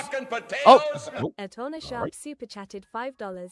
Heck, Vince has enough people who hate him after working for him that you should at least have one or two of them. Yeah, she wasn't. Was she the only pie-faced secretary at that joint? I mean, come on now. There was no one hotter at the time than Janelle Grant. So I'm gonna bring this down and blow it up a little bit. I'm gonna bring this down. This sounds so insensitive, but yeah. But come on, guys. She was paid tens of thousands of dollars to keep her mouth shut, and this whole thing comes about only when Vince was just like, you know what? I'm just going to stop paying her. Is that what happened? That's how it was when... I'm simplifying, of course. I mean, but you know what? I don't think I ever really understood why it ended. Did she leave or did Vince say she was... Like, how did it end? Oh, she said she would call him back, and he didn't. Okay. I'm joking. I've done that, of course. But yeah, I don't know what the fuck happened, you know, how it broke off. But Vince McMahon obviously paid her to keep quiet, keep her mouth shut because we had a good time or whatever. And I gave you a lot of fucking, this is Vince, by the way, gave you a lot of, you know, vehicles and necklaces and what was the other shit? Like a bowl, like a punch bowl from Saudi Arabia. I mean, a BMX, a BMW. Yeah, BMW. She got Nordstrom gift cards. Mm-hmm. She got the box seats to a horse racing, I believe. Right. You know, a lot of stuff. She was living the high life. So living the high life, and she was mad because like he started picking other high lifes. Yeah, maybe that was it. Maybe. Yep. That was it. I'm gonna let you read this one. Awful number 29. This is actually from her filing. Okay, you're gonna have to give me a little bit of time here because we're not dealing with 720p over here. Oh, I can do it then. In August 2020, Nick Khan was announced as WWE's new president and chief revenue officer. In hindsight, now this is from Janelle Grant herself. That's why I said that's why in first person. I view Nick's arrival as the moment that my life changed for the worse. My fears about reporting the abuse were realized when I learned from Vince that he put the company's new president, essentially his second in command, on notice of his ongoing sexual conduct with me. Nick never asked me whether the relationship was consensual. Why would you? Like, seriously, why would you do that? If you're running a company and the other guy's like, look, man, I'm cheating on my wife. I got this broad. You know, I'm paying her money to shut up about it. You know, be cool, right? And now, if you want to be like, okay, Nick, obviously, as the president, should have said, no, I can't allow this, right? Obviously, that was wrong, right? But there's nothing. I mean, he didn't do any. You know, what I mean, it's not like he caused any real problem. Like he's just shutting up because that's what his boss told him to do, right? So. Excuse me. Why would you expect someone else in the company to go up and be like, is this like Awful. When you told me you were married, I didn't ask you if it was consensual. You know what I mean? It was arranged. Yeah, like I don't. That's not the question that you ask. Your if your friend says things just I'm go with without somebody. saying. Yeah, it's just like Why would he ask if it's consensual? Instead, Nick. Okay, and this line I think is funny because people are running with it, and instead Nick also waited for Vince to finish engaging with me sexually during meetings. Okay. I love it. Imagine Nick Khan right outside the Vince's office. It's like 15 more minutes. I've seen people who like in the comments in the replies, it seemed like people thought that it meant that like it was happening in the meeting room and Nick was just like over on his iPad or something while they were doing that in front Had headphones on. Yeah, it's just no, it means that he would like wait for Vince to be finished before like Vince was in the middle of doing something. He's like, I'm gonna be late, I'm with Janelle. And he's like, oh gosh, okay, fine. But again, why is this? What is Nick's responsibility in this situation? What would you say his responsibility is? I guess to fire Vince McMahon. And yeah, exactly. What are you gonna do? Like, I don't. Isn't that kind of what they did? They pulled an okie doke on That's old a good Vince. point. That's a good point. They kind of did fire him. Yeah, they were just like, all right. I can't remember which happened first, but I remember Stephanie leaving, and then she sneaked her ass right back on in. Well, it was like, okay, Vince got pushed out, and then they brought in Stephanie and Triple H, and then Vince kind of came back. Right. And then they left again. And Stephanie was just like, I'm out of here. And then Stephanie eventually came back and announced that Vince was gone forever. Yeah, and did a shitty segment with Cody Rhodes. But anyway. Yeah. No, this Cody Rhodes segment was all right. It was all right. No, when she years ago though, I remember like she seemed so happy that she was finally. I always felt sorry for Stephanie. I think Stephanie is kind of the unspoken victim in this. I'm not saying obviously if Janelle Grant's accusations are 100% true, then clearly she's the biggest victim in this. But like Vince McMahon's daughter probably went through a whole lot during that time, finding out that this was who her dad was. Yeah. Shattered dreams. Yeah. I mean, everyone always talks about her like she was a daddy's girl. And so, I think people don't think about what Stephanie went through a lot. But because even if you just take the base allegations that he was cheating on Linda, that's enough to ruin a family. That's enough to ruin a daughter's perception of her father. Right? Just goes to show that a lot of money doesn't mean dick out there. You're still going through the same problems. You got to put your pants on one leg at a time. So this is our buddy Brandon Thurston. And he said John Laurinaitis' attorney has provided a statement. And by the way, did you see the John Laurinaitis thing where he like was talking about doing a autograph signing and about the big crowd at the autograph signing, and the picture was just like complete AI. It was the worst AI. It was like it looked like it was like from Neckbeard's timeline, where everybody had the same face and the same shirt. Sign. Yeah, begging Laurinaitis for an autograph. So funny. Yeah, AI slop. And then, that's another thing we're gonna get to on Tuesday. By the way, is Road Dogg talking about John Laurinaitis for some reason, while he's doing a autograph signing for Rob Feinstein, whatever how you pronounce it. I'm so glad he's back. I can never get enough of him. So. How much time did he serve for his charges? I thought he got probation. Well, I'll have that information on Tuesday. I'll have that all on Tuesday. So his attorney, Laurinaitis' attorney, came out and said, "My client has no need to comment on this salacious affidavit. Anyone can make allegations. Whether those allegations can withstand the harsh sunlight of cross-examination is another matter entirely. I note that after 2+ years of litigation, Mr. Laurinaitis remains the only party. This is true. The only party exonerated by an independent investigation commissioned by the WWE Board of Directors to review these matters, and the only person dismissed with prejudice from his lawsuit. Those facts speak louder than any allegations made to buttress Yes. Buttress. What's that? To hold up. Okay. To buttress a support claim. And I mean, I don't like John Laurinaitis, but that's true, right? Like, he was exonerated.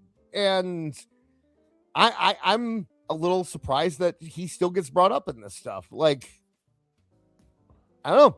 I hate defending John Laurinaitis, another guy I never wanted to defend, but here we are. Her defendants are getting exonerated left and right. First Brock, and now Laurinaitis.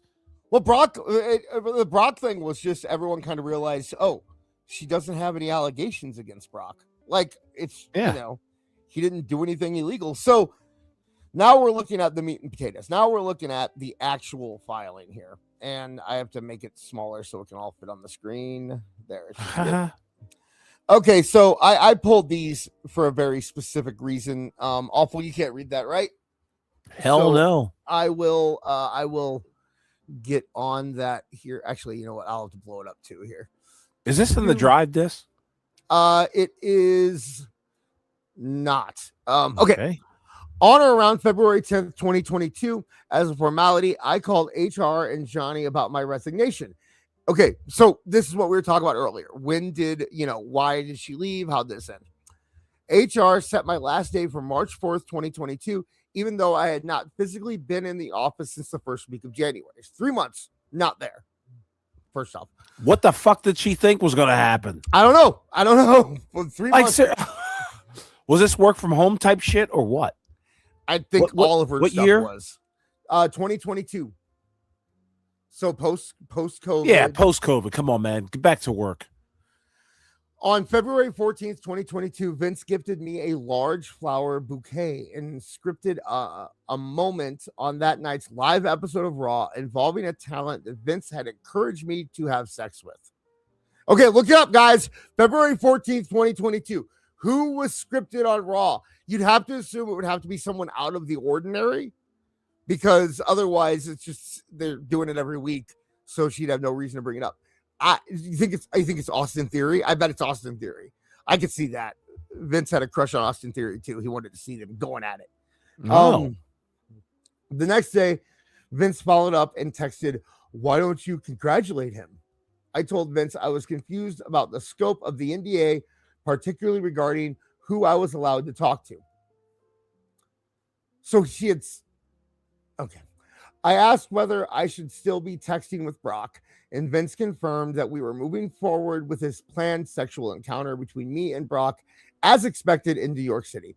And as part of a special booking at a live event in Madison Square Garden on March 5th, Vince even sent an all caps reply, yes.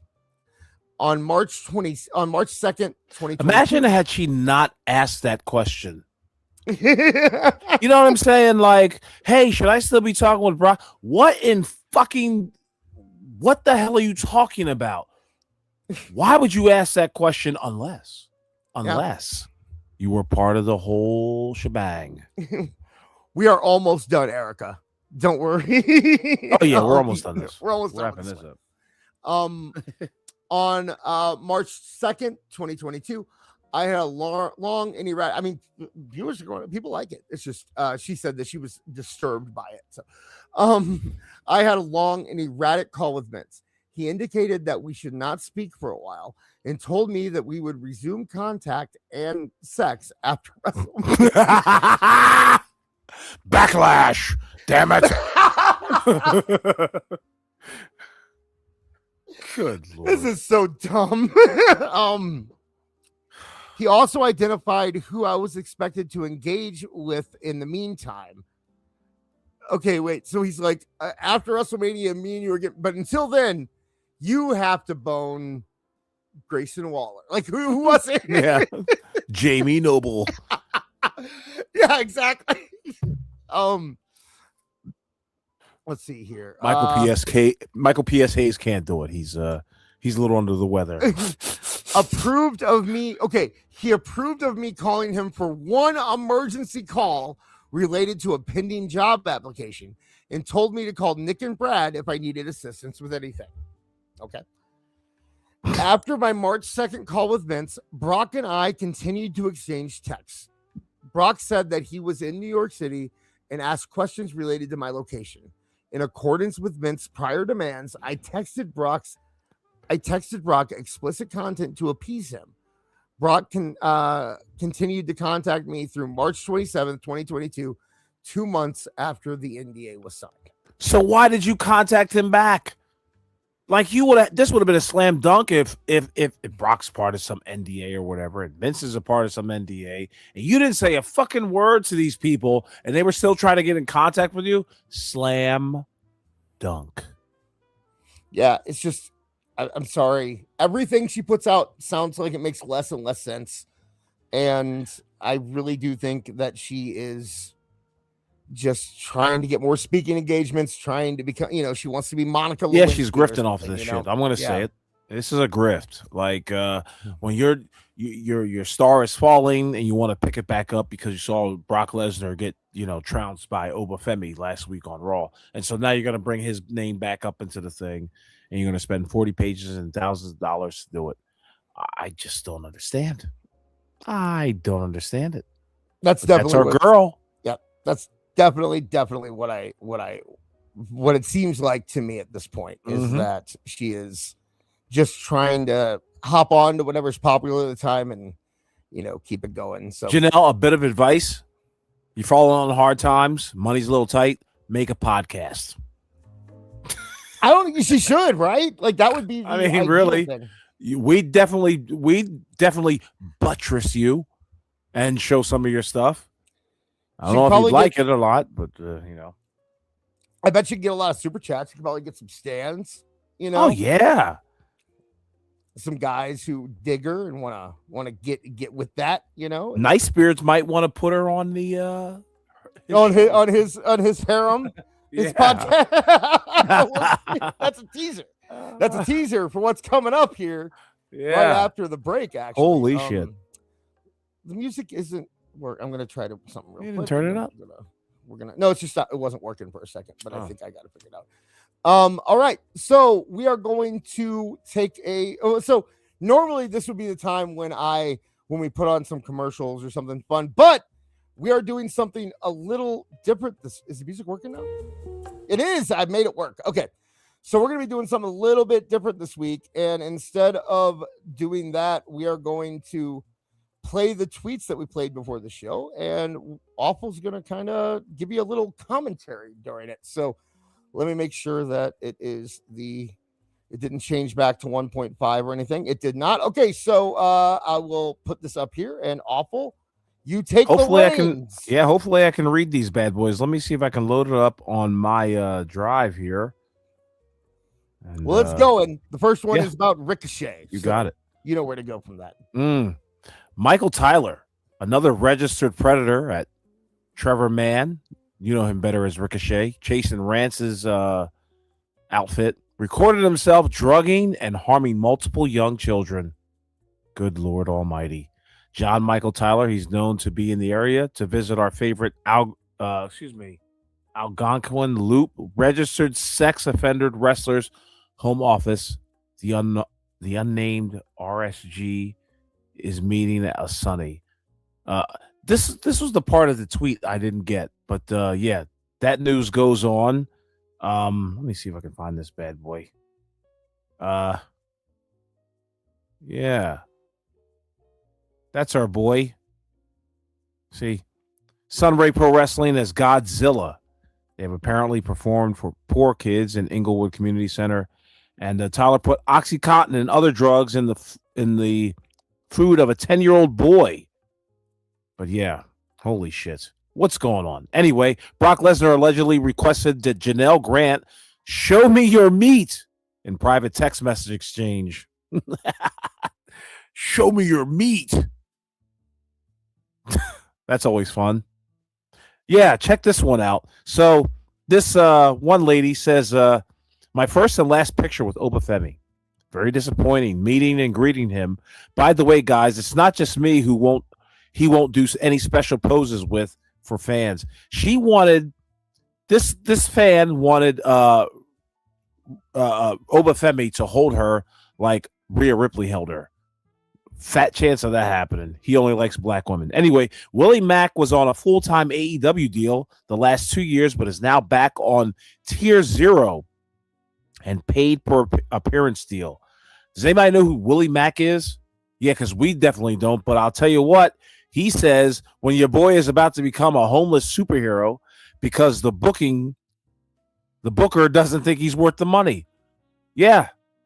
Face facts, Willie. I mean, you didn't light up the stars when you made your debut or when you wrestled, and so this is what happens whether you're Tony Khan or Triple H. Anyway, Cody Rhodes says he's been lately getting tired of being involved in long-running feuds with WWE. Quote, I hope that doesn't rain on anyone's parade, but I'm getting tired of wrestling the same guys. You get into these long-standing rivalries and you're just stuck in them. Yeah, I'd say.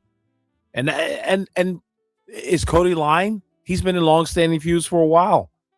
Sources indicate that Body Slam that Cody Rhodes was told from members of Creative to go to the ring and shoot from the hip regarding Pat McAfee and TKO last night. Rhodes' promo was not listed internally on the rundown because it was not scheduled to take place.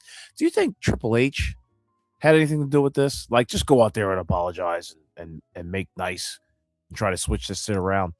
Per Body Slam Plus, the decision to insert Pat McAfee into the Cody Rhodes and Randy Orton feud was made directly by Ari Emanuel and TKO executives. Again, going back to the whole thing of Pat McAfee's known, anybody else is not that known. TKO believes that McAfee is a star and is convinced that he's a big name. Cody Rhodes and other members of the creative team reportedly have legitimate gripes with TKO for sticking their nose into the storylines close to WrestleMania multiple years in a row now. Yeah, this is starting to become a thing. TKO has got to stop panicking. And apparently they got to do what we got to do, and let's just let the story ride. Cody Rhodes had to go on Twitter and say, I apologize for that. What could he mean? This vague posting by Cody Rhodes. I'd like to respond before the show is over. So this man went on social media. He probably saw the effect of what Pat McAfee did and was just like, I gotta get on Twitter quickly. Mark Henry says Pat McAfee's involvement in the Randy Orton and Cody Rhodes feud has him even more excited for WrestleMania 42 than he already has, as he believes McAfee will bring a toughness, aggression, and attitude era-esque energy to the storylines. Good luck, Mark. Good luck. Yeah, Air Gold, our buddy, he says less than 100,000 people were watching NXT's biggest show of the year. He screen capped it at 97,000 people watching. And of course, we heard earlier from this that the peak attendance was, or excuse me, peak viewership was 144,000. And of course, at the time I screen capped it, it was at 139,000. So, I mean, come on, Air Gold. What say you grifter? I mean, what's going on with you? Get your shit right. I know it's tough out there in Twitterverse. Take it from me. Anyway, Ryback has a few words to say. Happiness is a choice, and so is how we view things. The angle with Cody Rhodes, Randy Orton, and Pat McAfee isn't finished yet, so let it play out. Tell that to TKO, goddammit. Apparently, they're the ones that got on the red phone and called up Triple H and was like, switch this shit. If you had Ted DiBiase Jr. on the docket, switch that shit to Pat McAfee. He's got a radio show. Anyway, the internal response to the Pat McAfee segment was mixed, but WWE is aware of the online reaction. Are they going to respond to it, or are they going to feed to it? Let's find out what Pat McAfee has to say. Is that coming up next? Yes, indeed. Sound on. By the way, I will not allow the besmirchment of Willie Mack on this on this show. Hey, bro. Loosen, Good morning, wrestling fans. Have you thanked Randy Orton for what he's going to do at WrestleMania? You should. Okay. Saving the business. Cody Rhodes had a tough one last night. Hello, my lovelies. It's me, Tiffany Love. And you can see me April 3rd in Alberta Ave Hall.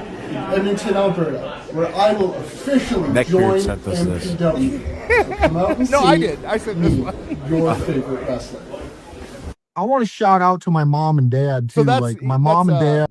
That's Maple Leaf Pro, Yeah. which is a feeder system to AEW. So we might get that superstar on television pretty soon. Ooh, can't My wait. dad, he needed help on the farm, and he let me go to practice. He let me do that stuff, and I'll never forget. I came home one day, and we had wrestle offs, which means that there's 4 guys to fill the spot, but we can only have 1. So we have a tournament, and we wrestle off for the position, and I didn't win.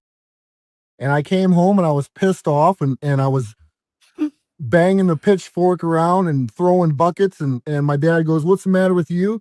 And I was like, I didn't win my wrestle off, and I was mad, and I just beat the hell out of this post in the barn with the pitchfork and broke it in half. He's like, "Well, why don't you just quit then? Just quit wrestling, and you can, farm with me."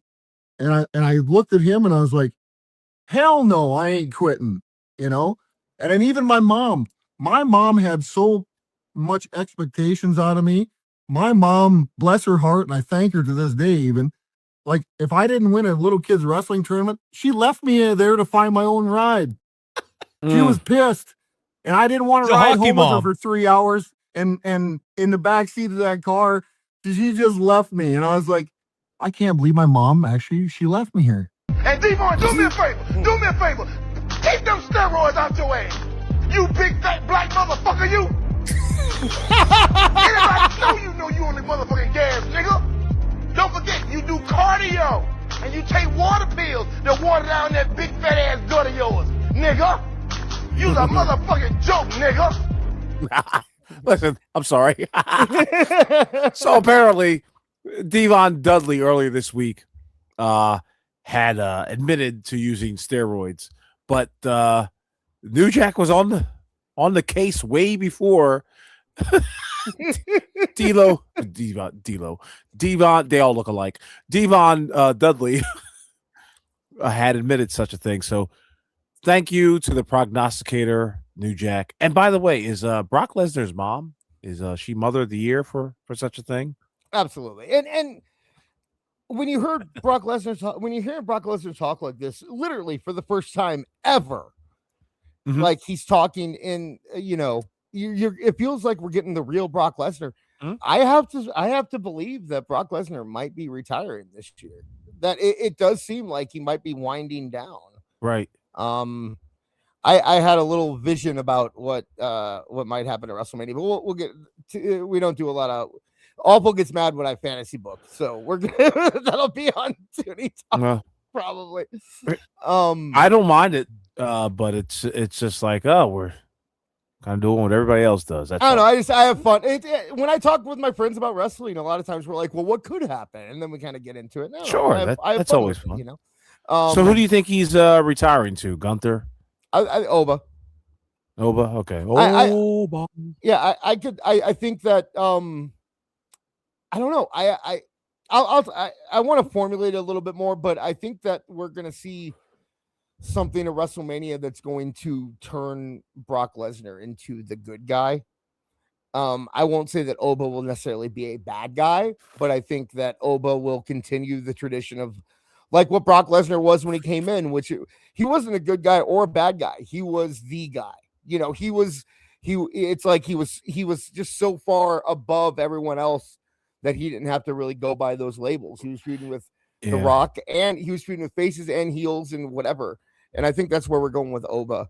And I think we might get a face Lesnar after WrestleMania. So yeah, one of the things that I loved about Brock Lesnar when he was in his prime, and I'm not talking about I think he had 2 primes.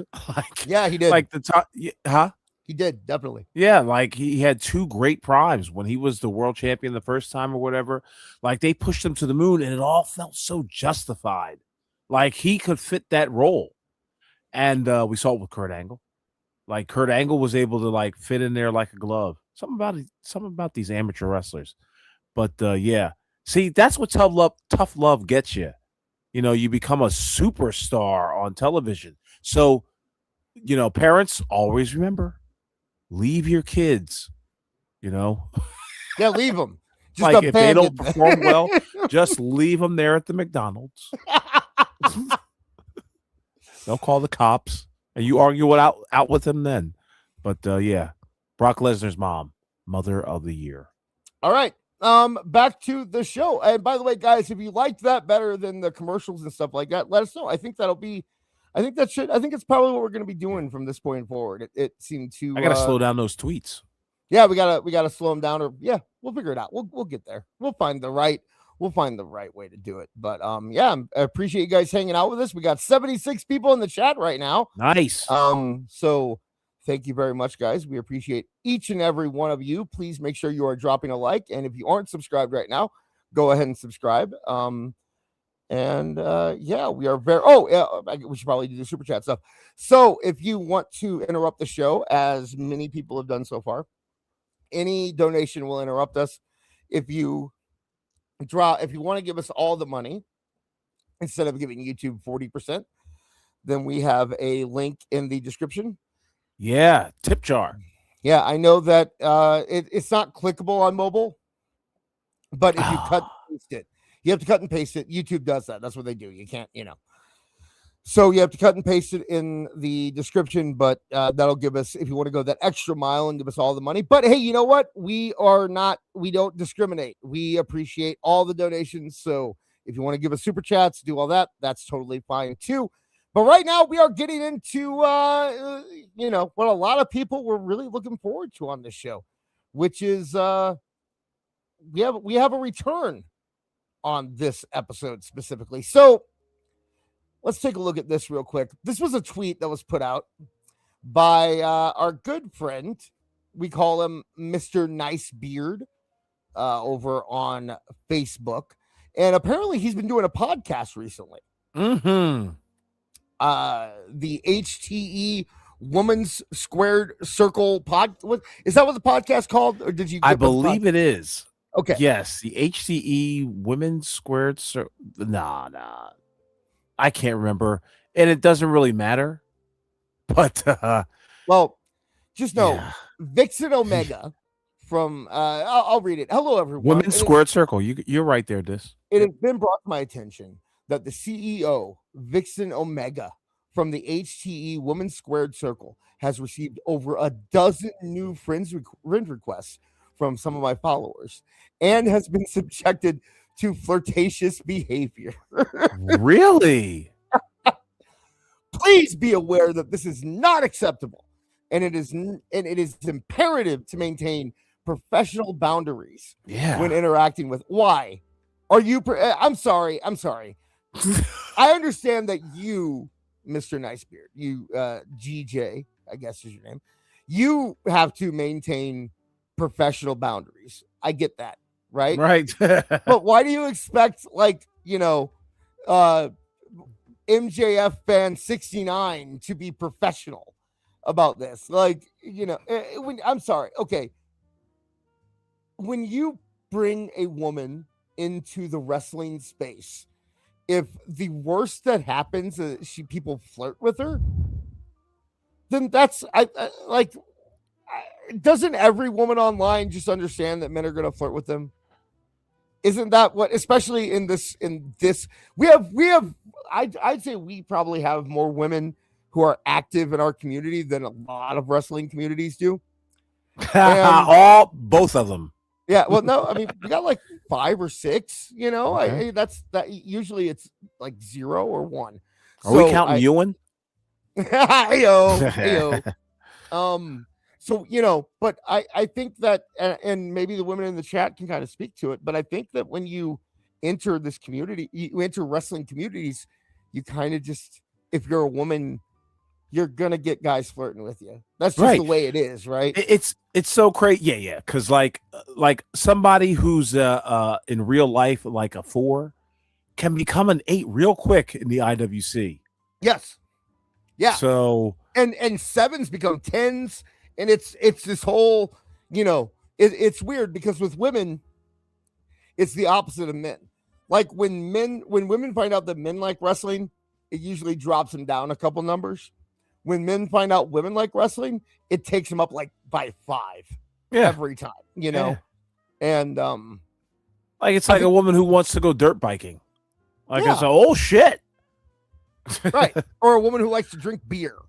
You know, a lot of guys will freak out over that, or right. If they, you know, it's just kind of the way, and a lot of it isn't even.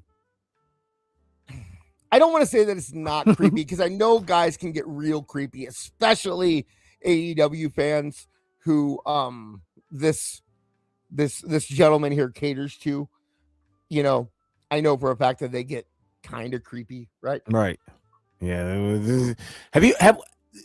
We have footage of Vixen Omega. We'll see her in a little bit, but yeah, we'll get. You tell us, dear chat, if she's getting, you know, she's got to knock him off with a stick. Okay, I believe it. I believe it. I know that a lot of people don't. Okay. I believe it though, because I have seen some of the women who make it clear that there are women in the IWC, and a lot of times it don't matter.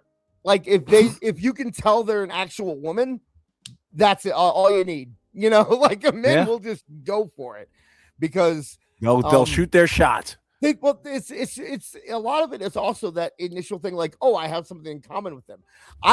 For people, men who don't talk to a lot of women, right?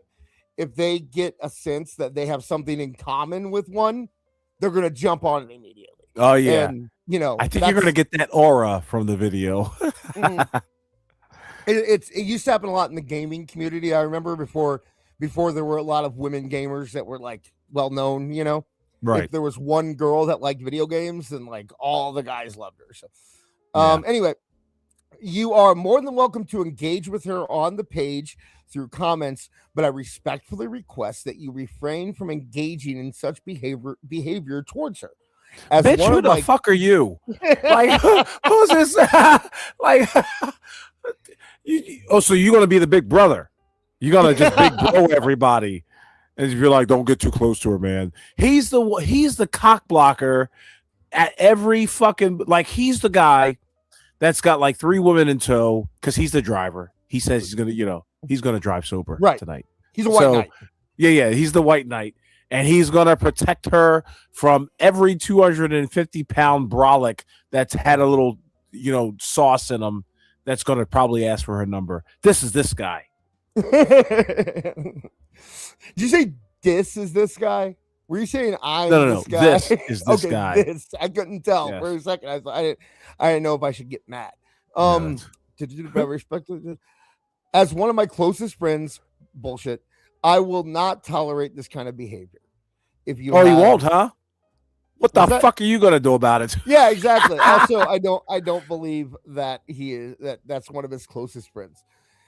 If you have an issue with this, just kindly remove yourself from the page. Thanks, GJ. Peace sign. Okay, so that is the statement, but awful with that extra mile, man. Awful. It wasn't enough. We had to see, we had to hear, we had to get involved with this podcast. So, ladies and gentlemen, it's what you've all been waiting for. Mr. Nicebeard is on a podcast. And I believe you said, what did you say this was called?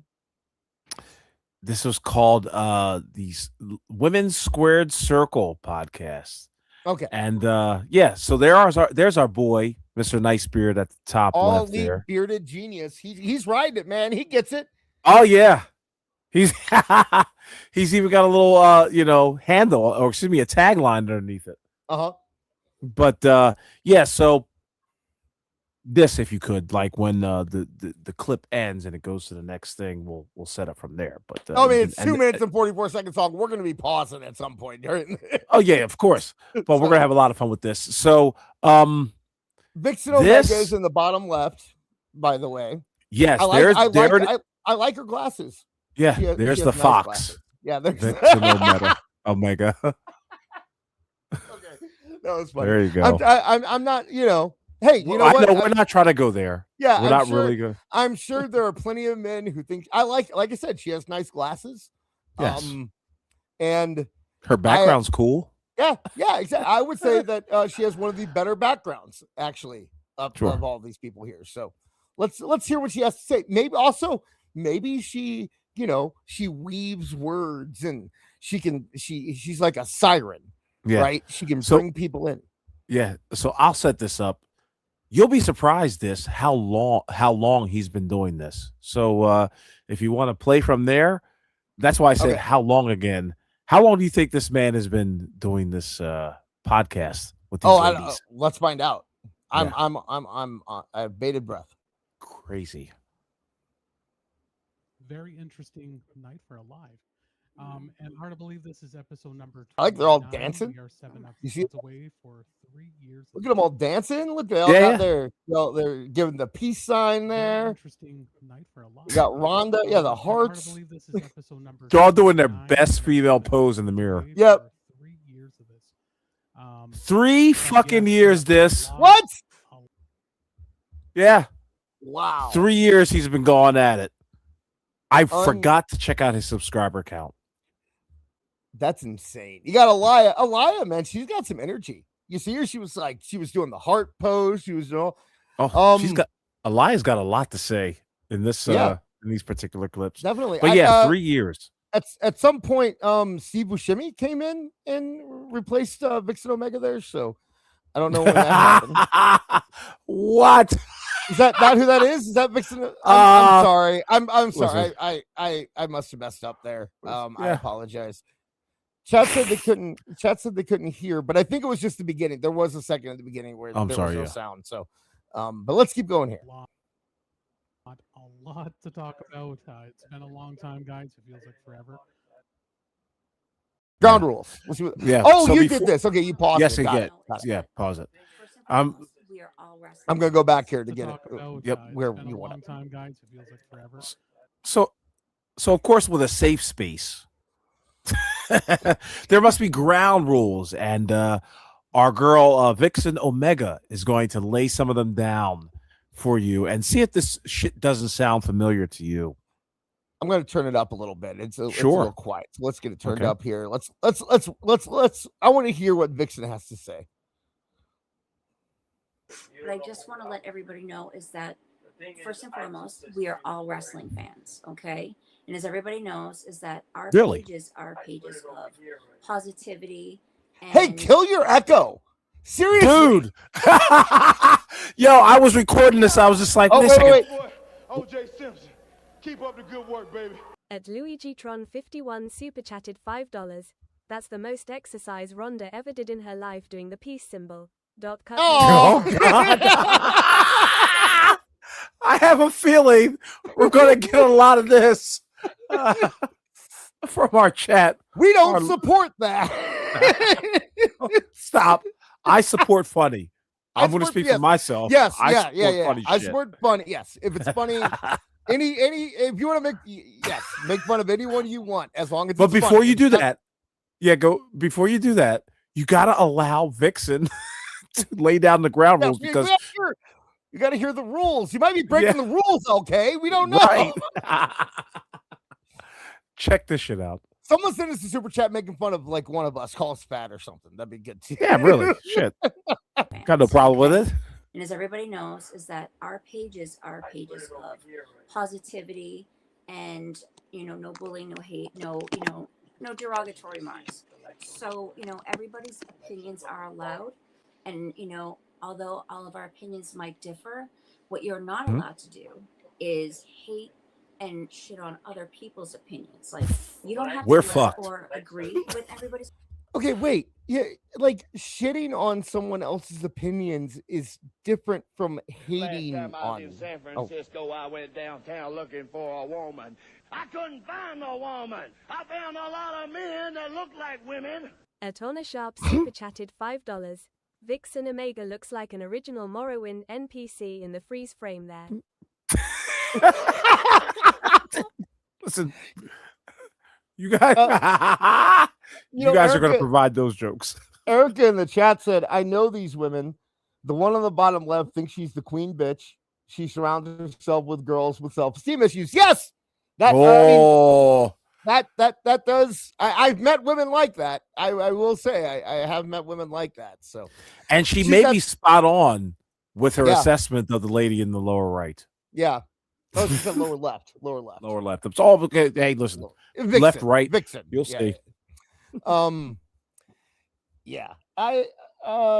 Let's just keep going. Let's keep going. But you're not allowed to, badger somebody else or make everybody else feel like, their opinions don't matter. Like, you can't control what other people say or what they think or how they feel about their opinion. You can't control about. Yeah. Yeah. Oh man, Dog had a Wyatt didn't different like opinion. that. She got. Oh, that Nope. was a dog. Oh, I'm sorry. I thought that was a sound effect. No. Look, man. Like, I get it. I get be respectful of. That's fine. But I think like me and Awful are respectful of each other's opinions while also making fun of each other about them.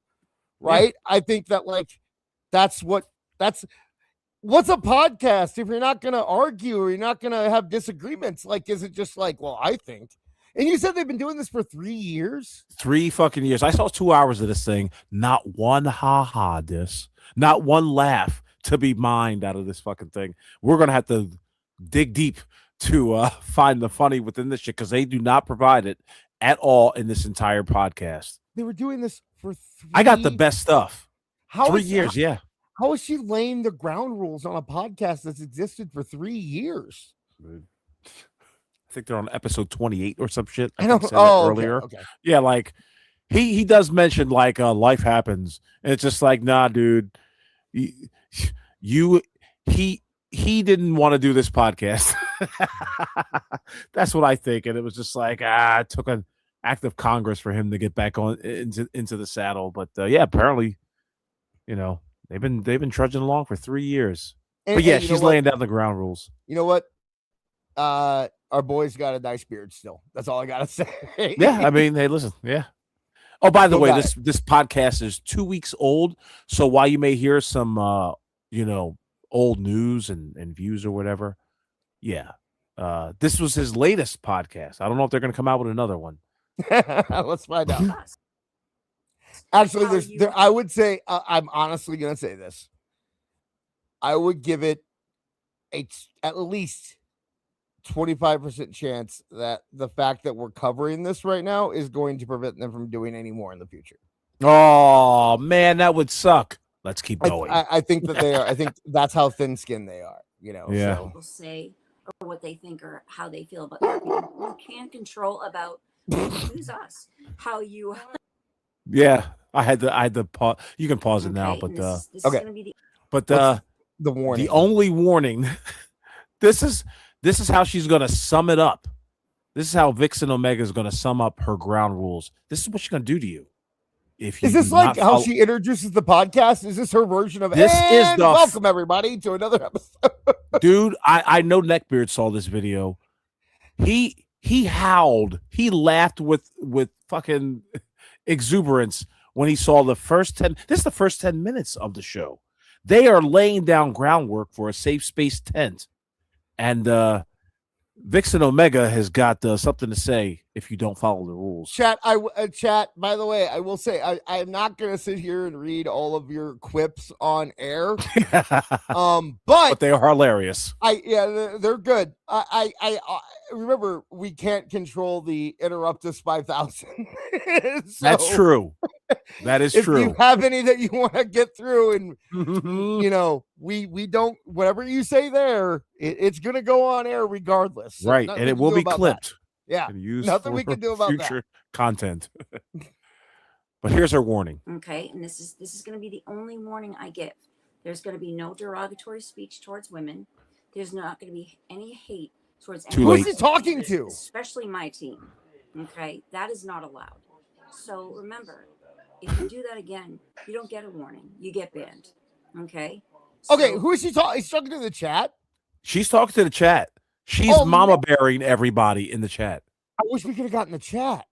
I want to see what brought this on. I want to see what terrible statement. Can I spoil it for you? Yeah. Can I spoil it for you? Of course. Not many people commented in the chat. Oh, okay. Not many people. Unfortunately. Yeah, not unfortunately. I can't imagine why. I wonder how she'd feel about our chat. I wonder if she Listen, we're an unsafe space, apparently. We don't, by the way, of course, we would never tell you. You guys keep all these jokes here. Don't go over there and deal with them. They wouldn't sell it anyway. They wouldn't. They're not good sports. Keep all your jokes here where you'll be appreciated, is what I say. Yeah, you don't get it. If anybody was in that chat and made a joke and got reamed by this woman, you were the only one. Yeah, bring them over to This Is Awful, and we'll appreciate them. Yeah. Okay, so remember, we are all celebrated for our differences. Hear that? We're all celebrated for our differences, except for differences of opinion. You Right. must be very linear minded coming over here. Okay, don't ask questions. Oh yeah, You gonna go? So, yeah. You gonna go? So, homegirl at the bottom right there. What's her name? Aliyah, aka Aliyah. War Mama. That's my girl. What's up, War Yeah. Mama? You already see the hand movement. Yep. You already see where she's coming from. Got that attitude. Yeah, she coming with the twos. Is she the okay? sassy one? Is that She is that is. her? You know what? She's filling that blank of being the sassy one in this Okay, video. But okay, yeah, so okay. she's gonna put in her 2 cents as an add-on, a little pile on to what Vixen Omega said. Oh, okay. So Vixen Omega was like, she was like the boss coming in, and Elias like, she's that bitch. She's Right. You know, Vixen was nice, but you don't want to mess with Aliyah here. Don't I wanna- fuck with Aliyah, Yeah. okay? Because she I gonna wanna- give it to you. Man, now I'm pumped. I want to hear what you got to say. You gonna go? Everybody is entitled to an opinion. Everybody has opinions are like assholes. Everybody fucking got one. That's one. And they all stink. Two, you wanna fucking How profound. Did you see Nicebeard, by the Oh way? my gosh, can we go back? Yeah, sure. Nicebeard doing a little pantomiming over here. Oh, Like, in Vixen- case you didn't get it. They're both doing it. too. Yeah. You wanna fucking 'Cause, by the way, I'm sorry. Anyone who says opinions are like assholes, everyone has one, and they all stink. Or, Yeah. like you do better. Do Yeah. better, people. No, That you was in the don't repeat- 1960s joke book. Yeah, exactly. Don't I don't. talk down on somebody because they have an I opinion. miss said- Vixen. I got Vixen. I keep looking at Vixen every time I go back. I want to look at Nicebeard, but Vixen's mesmerizing with her hand move. You look Right, at of Vixen course. this time, and I'll look at Nicebeard. How's that? talk down on somebody because they have an opinion because I said something earlier today and then someone tried to Oh, I come at missed me it. over my Oh, well. opinion because she had the exact opposite. She liked the exact opposite of what I liked. And that's fine. I didn't come at Okay. her crazy, but for whatever reason, she felt the need to try to start an argument and then blocked me before I can even respond. She said she had enough of your ass. She was tired of your opinion, so she blocked you. And it got you a little hot under the collar. Man, Maria down there has a lot of. I'm sorry, Aaliyah. I'm sorry, Aaliyah. I don't know. I can't imagine why he called her Maria. I don't know. She's now banned. I don't want to see her anywhere. Does she near cast a shadow? the HDE page at all. Because if you want to try to start an argument with an admin, you're gonna go. Yeah. So Why? because she's got no tolerance for hate. Okay. You can Liz? disagree with anyone unless they're me, and then you can't. Right, exactly. It might be a little bit of cultish behavior, but You think? the lovely lady at the top there, Rhonda. Oh, I thought you were she, talking about Nicebeard. I'm sorry. Oh yeah, well, the all elite bearded genius. But Miss Rhonda poses a profound question for the people in the panel and her chat. Let's listen. Oh, okay. I'm ready for Rhonda. And I just have one thing to say. My mama taught me if you don't have something nice to say, don't say nothing at all. So zip your mouth. Wow. And let's just enjoy wrestling. Why can't we just enjoy wrestling? Why can't we just enjoy wrestling? She Seriously? used it. Wow. So, okay. That was an edited segment. Awful, you edited that, and it was Yes. still almost 3 minutes long. How long did they go on just talking about, like, here are the rules and all the things that you have to do if you want to listen? Like, if you want the privilege of listening to this podcast, not everyone is allowed, right? If you No. want to be a part of the elite group that are allowed to listen to this podcast, here are the Right. rules that you have to follow. Well, we're not done though. We got plenty more where that came from. I will say Because Nicebeard is going to advise us on Nicebeard the advisor. What is he going to advise us about? Let's take a look. Let's find out. Molocast. Okay, Jake. Okay. I will say one thing though, to counter what these three are saying. I very much agree. I get the worst of the hate. It's weird. People don't like the truth. People don't like how people are. People don't like the open-minded for what truth. They feel. The problem is, here's why people don't like you, man. It's because you think that your opinions are the truth. Right. Right? Like, I mean, like Awful Beard, I think me to an extent, we all kind of like play that part a little bit. Like, we're right, you're wrong, deal with it. But we'll have conversations with people. We'll let if people come at us, we don't block. We tend to try to engage and get their opinions and have a conversation and do that kind of stuff, It's been very rare that I've been like, what I'm telling you is the truth.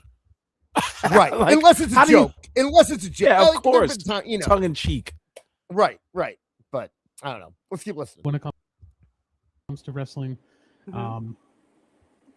and I very much agree. We all have subjective opinions. That's fine. But if you are coming after, You just said it was the truth. Okay, no. Yep. Uh-huh. I'm sorry. I know. I heard that Nicebeard here actually got sent a link to the show this week, so he might be listening. And dude, listen. I want you to listen to. If you're listening, listen to your words here. Okay. Pay close attention. People don't like the truth. People don't like how people are open-minded for what they feel when it comes to wrestling. People don't like the truth. Yep. Okay. And I very much agree. We all have subjective opinions. That's fine. But if you are coming after, We all have subjective opinion. That's you. What do you? And it's fine. And it's. But fine. here comes the big butt. Here comes the butt. Okay, says that your impression of Nicebeard is dead on. Did you have an impression of Nicebeard? Did I? I didn't hear it. I hope it comes back. By the way, if you look at the bottom, is Vixen Omega? Is she hitting a bong or something? What was she doing? Dude, that's the other thing about this podcast. So, like, these women don't give a fuck about what what Nicebeards is saying at certain points. I hope I had the clips at the ready. I pulled a million clips, and only because what's that? That's it, Mr. Wilson. I wish I could pull this up. That's the only thing I don't like about this, is that I can't pull up random chats. Mr. Wilson in the chat. You just jealous because Nicebeard gets to chat with hot chicks all day long. I'm coming for you, boy. Oh God. And I'm coming hard. You got a super chat for And that. Mr. Jamie Jam 88 super chatted $4.99. Bro, I already hate these cult-like hypocrites. I know, right? It gets so much better. It gets so much better. Listen, I suffered. What does Jake say before his show? We suffer to watch this shit, so you don't have to. We suffer so you don't have to. I pulled the So best I could. Suffer. That's a new thing. Sorry. Go ahead. Okay. That's a meme. But yeah, this guy, Neckbeard, is advising on how to engage with them, because they're kings and queens of the mountain apparently. But go on. LK says that when you read his post last week in that voice, you sounded just like him. The funny thing is that Awful was not doing an impression. Awful was just doing a generic voice of AEW fans, and somehow ended up nailing it. Fucking hitting the post. Yeah. Welcome to the show. Or Rhonda or Vicky, or even one of my very great devoted followers. Somebody said something great 3 years ago. Except for the ones that are assholes and who stalk women. There's this one guy named Neckbeard. I especially don't like my followers who disrespect Vixen Omega for being such a hottie. Look at that babe. She is such a babe, and all the guys. She's beating him. He's This fucking show's off the Go rails. fuck yourself. I'm sorry. Not sorry. Oh! There it is. The slam dunk. Oh, boom! Nailed it. Mic drop. He should have slapped his mic away from his face Stop and walked out. Yeah. But yeah, this fucking guy. So of course, as I said, this podcast is slightly old. So they're talking about the Ricochet incident, but look at how the whole argument is framed when Nicebeards talks about the Ricochet incident. See if things pop out to you. I like how Vixen Omega apparently has a big thing of dip in the side of her mouth. Like you Red Man. Or Big League Chew, maybe. I don't know. I'm not gonna talk about what Ricochet said because I thought that was foul. It was stupid. But he's a fictional character. There's a oh, fuck yourself. He's a fictional character. Okay, he's got every right to talk about. I'm glad you got MS. He could be like, I'm glad you got AIDS. You like, but he's playing a fictional. What he said was wrong. What he said was foul. It was just out of bounds. It was out of league. But he was playing a character. Well, imagine you're watching The Office, and then The Office, like all of a sudden, Michael Scott looked at the screen and said, Jenny Fitzgerald from Nantucket. I'm glad that your mom died of cancer. And wrote it as Michael Scott. Yeah, but it was Michael Scott. So I mean, I guess it's okay because Michael Scott said it, not. You won't be a part of the Toys for Tots program because what was that fucking one great episode of The Office? Scott's Tots. Scott's Tots. You're not going to be a Scott's Tots. You won't live that long. Like, come on, I gotta listen. Fictional character. There's a difference. He's being in character as a heel. Ah. Okay, how are they all just like, yep, uh-huh. Yep. They all yep. Why don't they just clap like fucking seals? Like, I mean, come on. It gets worse. They double down. Oh gosh, okay. Every one of them, it's just like not one of them's like, I don't know about that. Like there's no pushback at all. Nope. No, there is not. What he said was wrong. Yeah. But people take that shit way too seriously. Well, look at MJF. I am going to defend him because he did come back and apologize and said what he did was wrong. Oh, shut up, Rhonda. I hate you, Rhonda. Rhonda, the voice of reason at the top, goes on and doubles down on her. Rhonda. Like, oh, just it makes it okay because he apologized. What the fuck was Hulk Hogan all about then? Yeah, bro. Yeah, Hulk Hogan apologized like 12 times, Rhonda. Right. What do you have to say about? Do you forgive Hulk Hogan? How about all? I mean, I think the only person like Vince McMahon didn't apologize. So yes, you can say that, but I'm pretty sure 90% of the people that you would attack because of things he did in the past apologized. Rhonda, I don't like Rhonda. She's not my friend anymore. Mr. Grimy in the chat said they remind him of the seagulls from Finding Nemo. All right. Let's hear what Rhonda has to say. He did come back and apologize and said what he did was wrong. He did. And people were saying, well, only because you were made to do so. And that's not true. Sean Ross Sapp, who is... Oh, okay. Wait. Great.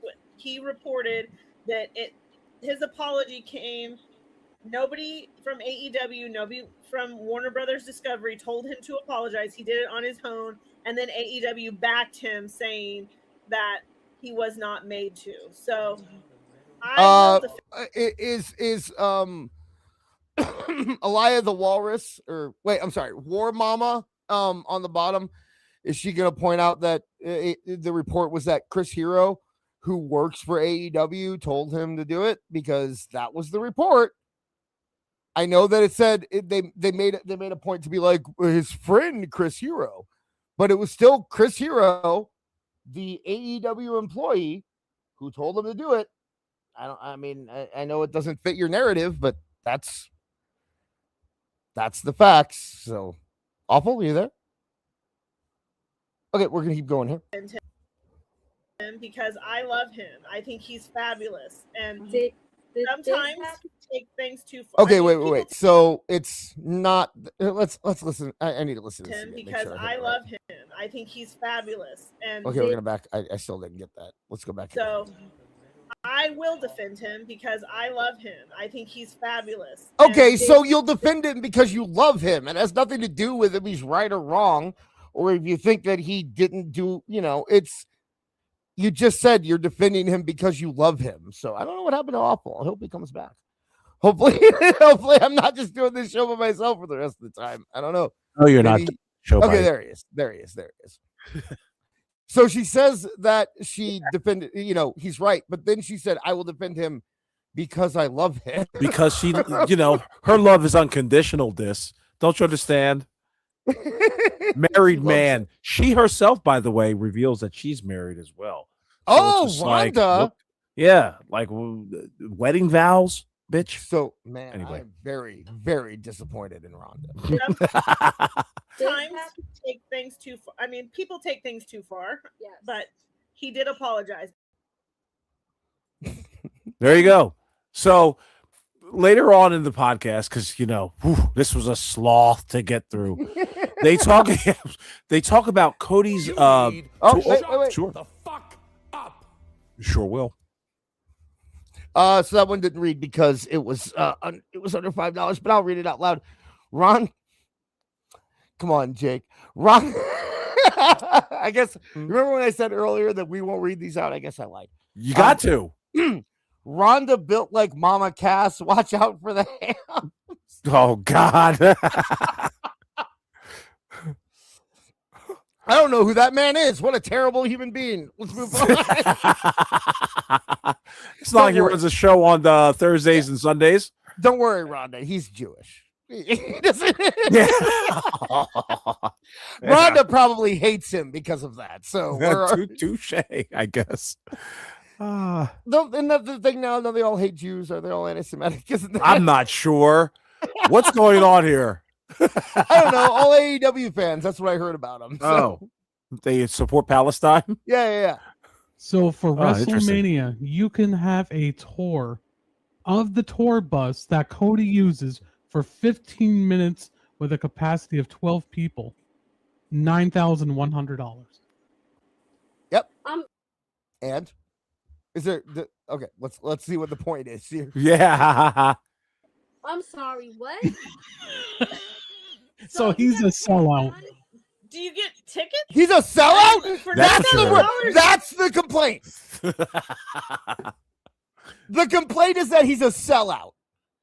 Well, he believes that Cody's tour is a little too rich for his blood, and he called him. It's Elsie, by the way. Elise. It's Elise. Oh, it's War Elise? Mama. Yeah. Elise the War Mama. I'm sorry. I'm the so War far Mama. away. I know. I keep thinking it says Walrus. It says War Mama. I apologize.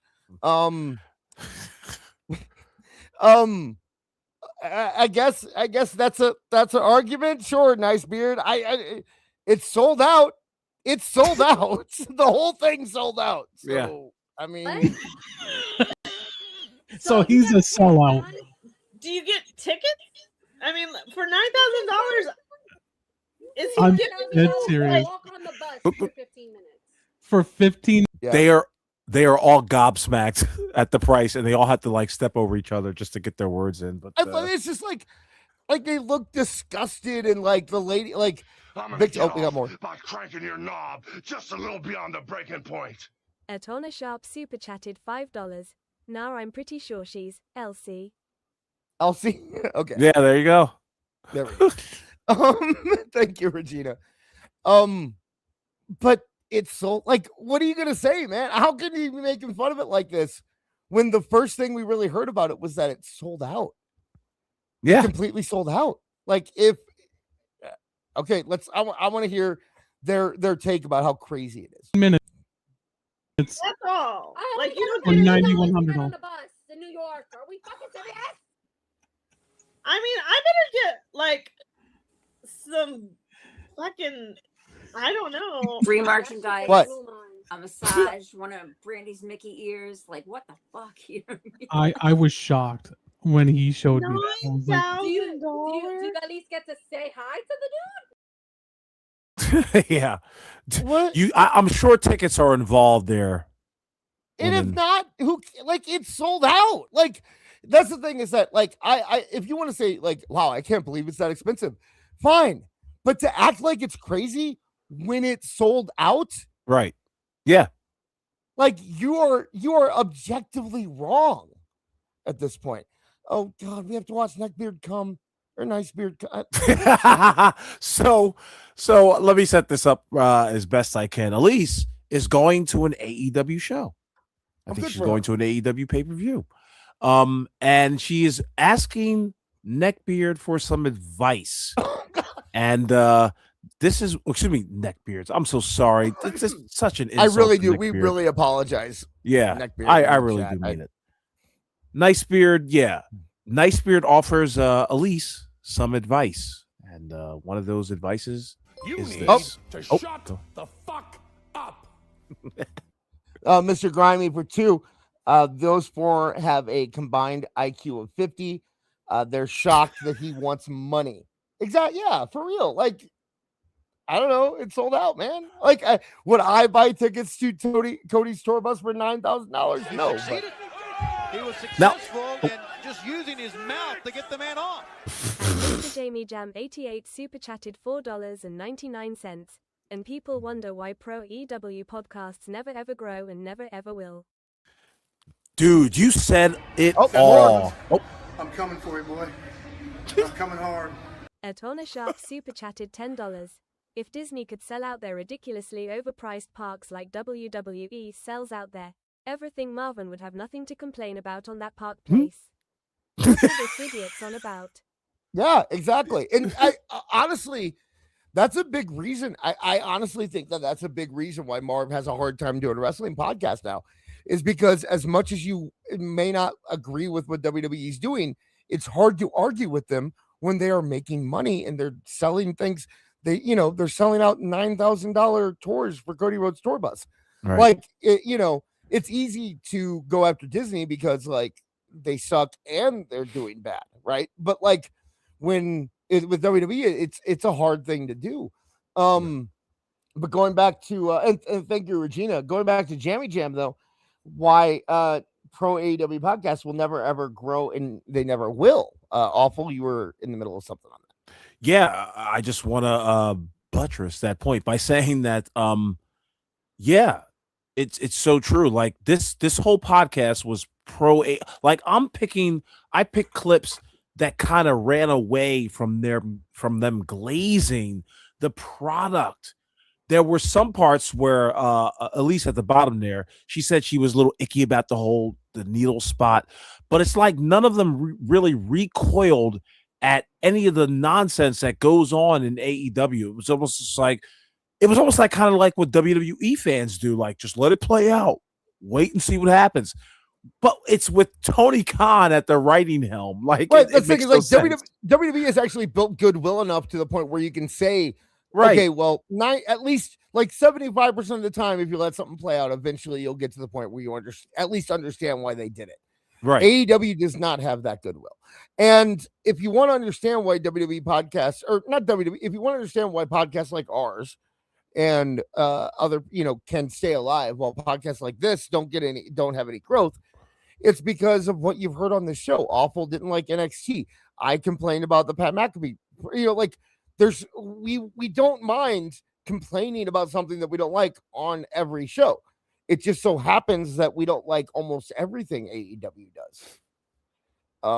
Because it's terrible. Okay. It's just fucking terrible. I mean, what do you want? But yeah, and also you can have a podcast that's super boring, and this is very, very boring.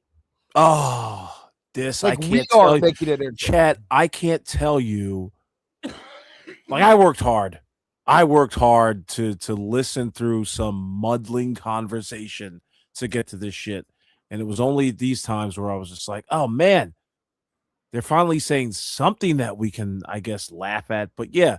So anyway, yeah, Elise is going to an AEW thing. And keep in mind what they just talked about. Cody Rhodes's tour bus tour being a little bit on the expensive side and almost saying like, you know, anybody who's paying that kind of money is kind of like a weirdo and is kind of maybe like too involved in professional wrestling. Like, who would want to pay that kind of money? But check out what Neckbeard advises Homegirl to do. Nicebeard. Nicebeard. I keep saying, God damn it! Nicebeard. Just say beard. Just say beard. Yeah, just say Mr. Nicebeard. Yeah. So let's hear what he says. Here's advice. Yeah. See, what time should I get there, Gary? What time you should get there? I would like to say like 9:30, 10 o'clock at the very latest. What? What the fuck? Are you kidding me? 9 o'clock in the morning? Dude, what have you got going on in your life where you're like, you know, I'm going to wake up, brush my teeth, maybe take a shower, have some breakfast, probably go down to the Starbucks, and I'm going to go down to the fucking local arena and stay there with my pull-out lawn chair until I see fucking Orange Cassidy walking by in the fucking parking lot. This is ridiculous. When I was like late teens, early 20s, there were a couple times where I'd camp out for tickets. But the idea was that's how you got good tickets. If you wanted good tickets, you had to camp out. And there was gold at the end of the rainbow. You know, you got the tickets, you got something nice to show. What do you are you? I guess I guess a picture with Orange Cassidy to these people is right up there. 9 o'clock in the morning to see AEW stars. Could you imagine the people that you'd be hanging out with all day too? Oh, because my God. like the other people who would do that. Who is it? Hey, Elise? look, guys, Rocky Romero. Yeah, is Elise the one who's doing it? She's going to a show and she may or may not do it. We'll find out a little later on the clip. Like I say, if they got shook by the what happened to Vixen Omega online, just wait until you get around those fine young gentlemen who are at an AEW show 7 hours before it starts. Really? You're not fucking kidding. Like I know Aubrey says they have to say sometimes like I know Aubrey says they have really early call times on pay-per-view days because that's why stock much for heel if you're a member of Heels they have pause it right here. They're members of Heels. Yeah. So I don't know if it's a little bit of this clip and also the next clip. She's going to tell you the benefits of being a heel. Remember that AEW program that was spearheaded by Brandy Rhodes and tried to beautify everybody? Remember Brandy did it, and it was like, you know, hot chicks like wrestling. Yeah. Too, you know, and it was like kind of classy and Taya Mello. And now it's a bunch of purple hairs and dudes dressed up like chicks. That's, you know. But anyway, let's. But Ronda's going to tell us the advantages of being. I'm so disappointed in Ronda. You know what? I'm really also. Is that a neck tattoo on Vixen, or is that some kind of like? That's a hickey. Growth? That's a love mark from a fucking wildebeest. I don't know what the fuck that thing is. Let's give Ronda the respect she deserves. I like how everyone likes the Antifa flag. Yeah, you got Elise the warmonger down here. You got Vixen Omega. You got All Elite bearded genius, and you got Ronda. Yeah, there you go. Ronda. With all of her toys in the back. Yeah, kind of a cool background. Not gonna front. Pretty sure that's all AEW figures. Oh yeah, hell yeah. But when I get my new computer, I'm gonna set. I have like 50. I say so. Yeah, I was going through my collections and I showed you all baseball cards that I had. Right. But I have about 50 good wrestling figures that I'm trying to figure out where to put. They're all like 15, 20 years old, but trying to figure out where I can do that. But anyway, let's get back to Ronda. They have a meetup the night before the pay-per-views. Usually they rent out a place close to the venue and like we'll have a dinner or something. Vixen Omega's had enough of this bullshit. Oh, dude. Listen, there was a point. There was a point. I didn't clip it because I was just like, it's just so off the rails. There's a point where Mr. Nicebeards is talking. And Vixen interrupts the entire show to tell everybody, hey, my Amazon package just showed up. Oh, God. I've got to run and get it. And the entire show just falls off the rail. Not because she does that. But it's just like everybody just loses their mind. Like, you're going to get Amazon so late and all this other stuff. But yeah, this show is wackadoodle. How did we find it? How were we able to find a podcast that's less professional than ours? I have no fucking clue. No clue. and thank you for bringing this up. Also, I wish I had this on clip, but yeah, of course we're short on time. But Nicebeards is like changing his background as one of the women is talking. She's so interrupted by what he's doing, and he just does not give a shit of what her opinion is on whatever topic they're talking about. She goes, "What are you doing?" And he goes, "I'm just changing my background. Don't mind me." Bro, you take up 25% of the screen. You are unavoidable. Why are you changing your fucking background in the middle of the show?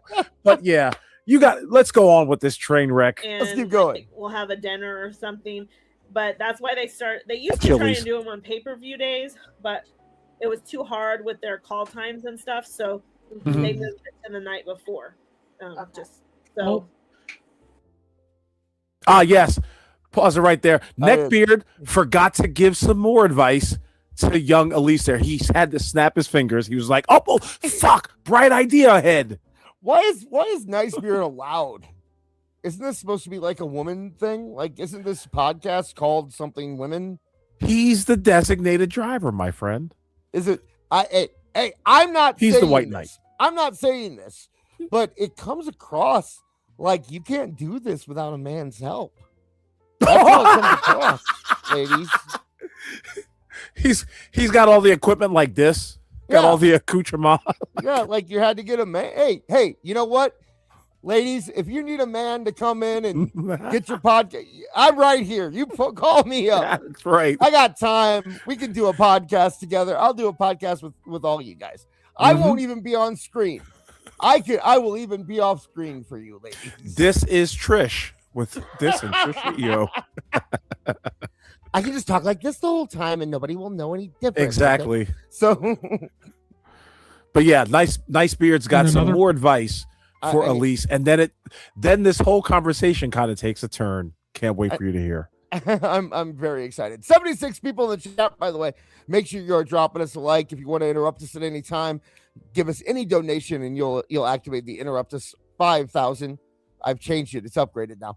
And we will we don't have a choice. It'll be read right live on air. And if you don't want to give any, if you want to say anything about these nice ladies or nice beard, you know, shoot your shot, man.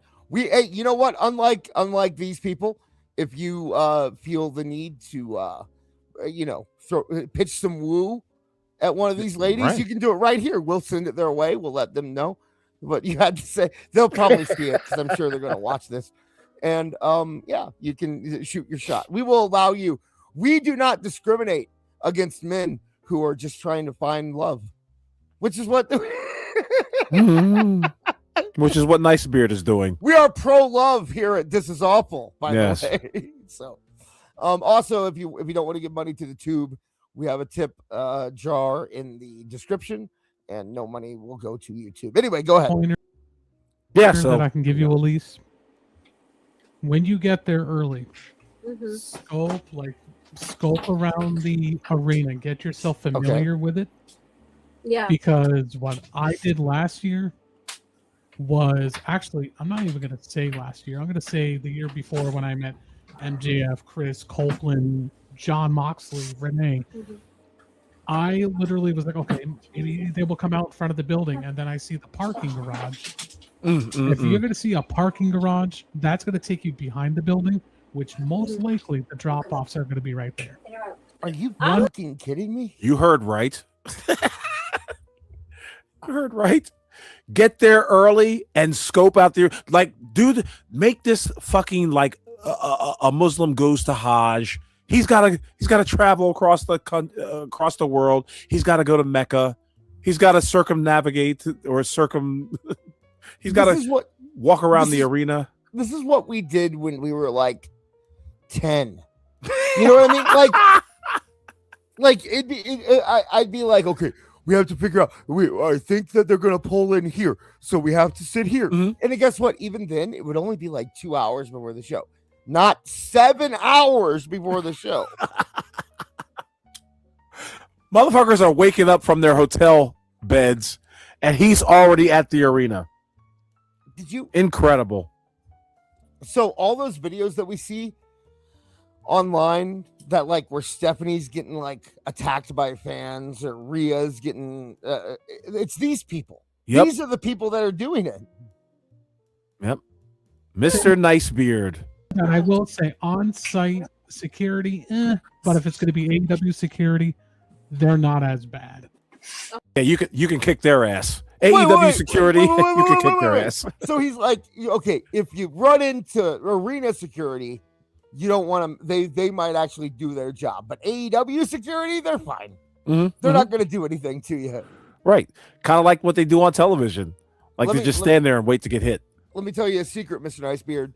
Not everyone has a Facebook group with a very distinguishable face at the head of it, who AEW is probably told, be nice to this guy and let him. Like, you're giving very bad advice right now. Very bad advice. Yeah, you're not kidding. Do you think Nicebeard's think he gets high? Because he's got the chinky eyes. Like he's got the I'm blowing every blunt all day, every day. You know what? I would say that he would get high, but I bet he's just on like Ativan or a Kalana. Like he's on some of those nice psychiatric benzos, or he's got something like that. I Right. think, so. But speaking of cult-like behavior, Elise again dominates conversation by talking about how she's trying to get her friend into AEW. But check out the very end of her story, which is the most non sequitur of all non sequiturs. Okay. Take a listen. I don't know if we're. By the way, we'll try to get to JD and SRS, but I mean we're already almost. I don't know. Don't we want to close this out at 1? I mean, we are actually we're at 3 hours and 45 minutes or 2 hours and 45 minutes right now. So I think we're gonna hit the post tonight. Yeah, we're probably gonna push that off. So yeah, here you go. But this is just as good because this is better. This is better. I can tell you after listening to the JD stuff, this is much better than that. So if you want to hear JD and SRS spurg out, you can find that all over the place. I'm sure. I'm trying to get my friend in the AEW. You guys know. For anyone that doesn't like a cult. I'm trying to get my best friend back into wrestling. We watched the E for years and years and years, and it got The to E. be where, just like Henry, he would sit there and predict everything that was gonna happen. So he knew the outcome of all the matches, what moves were gonna be next, everything. That's how predictable it became, and that's why he's like, I'm done. And, Guys, you don't need to go on webcam. Like I'm just saying, you don't need to go on webcam. Elise gets interrupted by her dog, by her daughter. I'm not joking. Like this, she gets interrupted a million times during this podcast, and it's just like it really does stop the show from a slow crawl to a halt. Has Vixen Omega said anything other than what her whole deal about how, don't you, you know what? Don't you dare. Yeah, we're going to have a talk at the end here. Super done. Still that way now. Undertaker lost his streak. He's been shocked a couple of times. Like a couple of times he was able to call it, but then a couple of times he's like, oh, and he has a funny nickname. Is that really the bar of wrestling's good or not? If you can predict it, is that really? If you can see the magic trick, you no longer love the magic, and you go on to something else.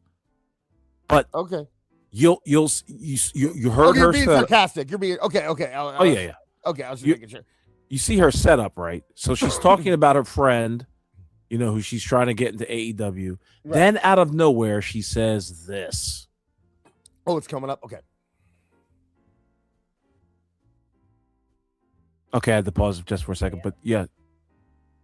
What's going on? Oh, that's you. Yeah. I thought that was my thing messed up. What does he call him? I'm curious now. The douche Jew. Oh my God. The DJ. I told you. Your boy Dis called it.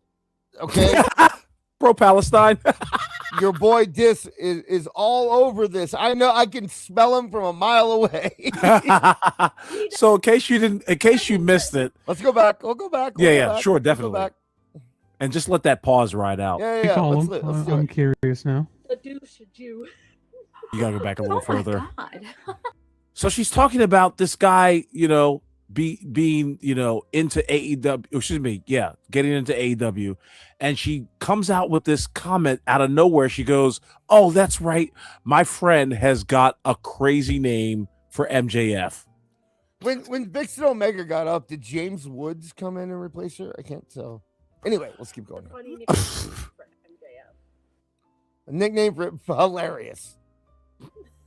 What does he call him? I'm curious now. The douche Jew. Oh my God. The DJ. She laughs. He doesn't remember names yet, so he's giving everybody nicknames. I love us, yes, sir. Well, I mean, he's autistic. Yeah. He's autistic. He doesn't remember names. Okay, you have to put this in context. Yeah. She had to put that little cherry on top there. Yeah. Like, don't call him anti-Semitic just yet. Yeah. He's not anti-Semitic. He's face blind. Right. He doesn't know. Incredible. But yes, they discuss the topic of, is it creepy to do such a thing? Is it creepy to go out at 9:30 in the fucking morning and wait for your favorite professional wrestlers to show up at the arena? And this is what the conversation has devolved to. I just want to say, by the way, real quick, I really want I think our friend Elise and I think Mr. Nicebeard up there, I think they should apologize to Jewish people. I think that was offensive to Jewish people. I think that I don't know, Jake in the chat, our co-host from Toonie Talk Wrestling, he just unsubscribed. He's very offended. So I think that wow, I barely want to continue here. I'm but if let's give them a little bit more airtime here, I suppose. But let's is it creepy? Gary does and go super early to the stadium. And You need see to. what wrestlers As you I should. demand it. I demand it. But what's funny? He You demands should. it. You Yeah. should do it. Mm-hmm. Imagine that. Imagine if like every AEW fan showed up at 9:00 in the morning in the Right. garage. So you should. That's what well, okay, to be fair, if every AEW fan showed up, it would be probably the amount of actual WWE fans who show up at the same time. So it probably wouldn't be that much. You Yeah. know what I mean? Like, because I imagine probably you get about 2,000 at WWE shows. Mm-hmm. I like how in this particular segment, Nicebeards is like goading and like, soothsaying you into, you must do this. It's got to happen. And then in the very next instant, Elise reveals that she's got a boyfriend. Oh no! Doesn't it look like I'm just the picture here for some reason is just like Mr. Nicebeard, Gary up there, he's a pimp, man. And these, Oh, yeah. you know, he's got his harem, he's got his crew behind him of the ladies. He couldn't do this with other dudes. No, he has to do this with women. I would love for him. I would do an entire show with Beard on, with Nicebeard if he wanted to. You know, but I something tells me that's not going to happen. I bet that we could get NECKBEARD on for his first podcast appearance. If Nicebeard came on too, I bet he would do it. But I wanted to get NECKBEARD on tonight and have him, you know, help us make fun of this, but apparently he's unavailable at the moment. Beard, but like I said, I bet if we could actually get Nicebeard on, I bet Beard would come on. Right. As you I should. demand it. I demand it. But what's funny? Demand it. This is hilarious, guys. You guys didn't laugh. My Guys, boyfriend- this is hilarious. Okay, I'm sorry, I had to stop. We have to get ready. Everyone, get your chuckle hats on. We're all gonna laugh. Ready? You ready? Yeah, for this? spoiler alert there, Dis. Nobody laughs. Go ahead. Get the rim shots ready. We're ready. Let's go. Yeah. My boyfriend, when I explained him the situation, he's like, Look at "Isn't that Nicebeard." kinda creepy?" And then I really thought about it. I was like, is it creepy? No. Oh no, I'm never going to get my shot with her. Wait, that was the joke? That was the real funny part? Oh, Yeah. I didn't think that was funny. Awful. No. Beard says we need to check the chat. All right. You go ahead and do that. I will keep this going. Don't think about it. Is that like don't even think about it? Or is that just like if you want to like it, then don't think about it? Which way are you going? Yeah, listen. He is so she's posed the question. Her boyfriend asked the question, valid one. Mm-hmm. Is this shit kind of creepy? And she goes, you know what? I had to think about it. Is it creepy? Vixen is just like, fuck no. Are you kidding me? Why are you trying to put that kind of dirt on us? And then the entire team, Rhonda, Nicebeard, and Vixen, shut Elise down on her thought process. Go ahead. Okay. Look at it this way. It's not creepy because let's say, for example, it's, I don't know, like one of the biggest sports games that is happening that day. It's tailgate for a reason, right? A lot of screaming football fans are there at like 8:30 in the morning. You know, tailgaters don't run after the football players when they get out of their cars. Right? The analogy is terrible. Yeah. The comparison is terrible. This sounds like someone who's never been to an actual sporting event in his life, right? Mhm. Like he's like, I mean, people tailgate all the time. It's basically the same. No, it's not. It's not even close. Go Right. tailgate. If you want to tailgate, nobody's going to stop you from tailgating. Nobody will be there, but nobody will stop you from tailgating at an AEW show. At all. They're at like 8:30 in the morning.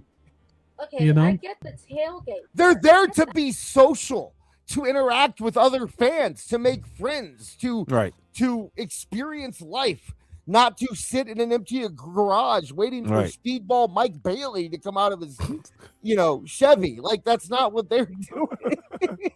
I swear to God, like the comparisons were just absolutely crazy. And they're all trying to justify their creepiness by saying, like, yeah, we're kind of like tailgaters. Yeah, no, we're just Except like, we don't come with fucking ribs and fucking, grills. We come with our pens and autograph notebooks. Yeah, And we're just- merchandise. We're just like, you know how like when you go to a concert and sometimes there are people in the parking lot, they'll get there early and they'll kind of play the band's music and everyone. It's just like that. It's just like Right. that, except we're by ourselves and,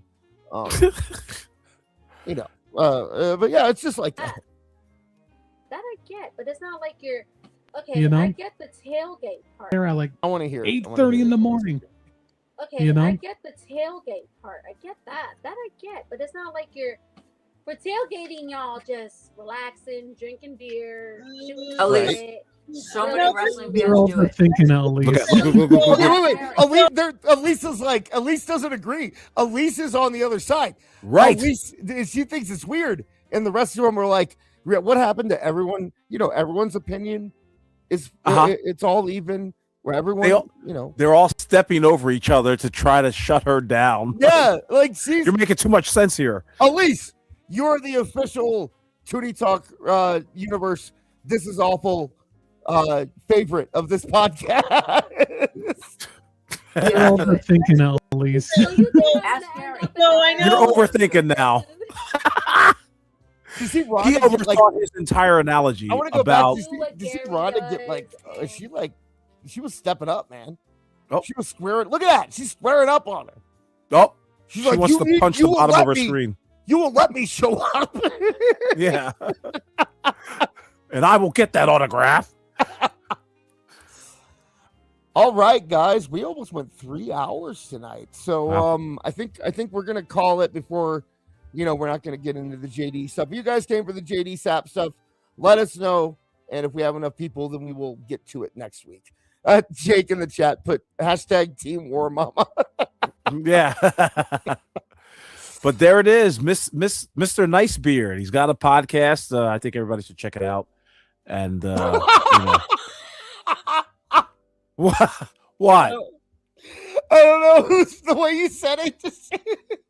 Okay, yeah, After yeah. all that, you're like, I think everyone should check it out. It's a really good show. Yeah, it's all right. It's not bad.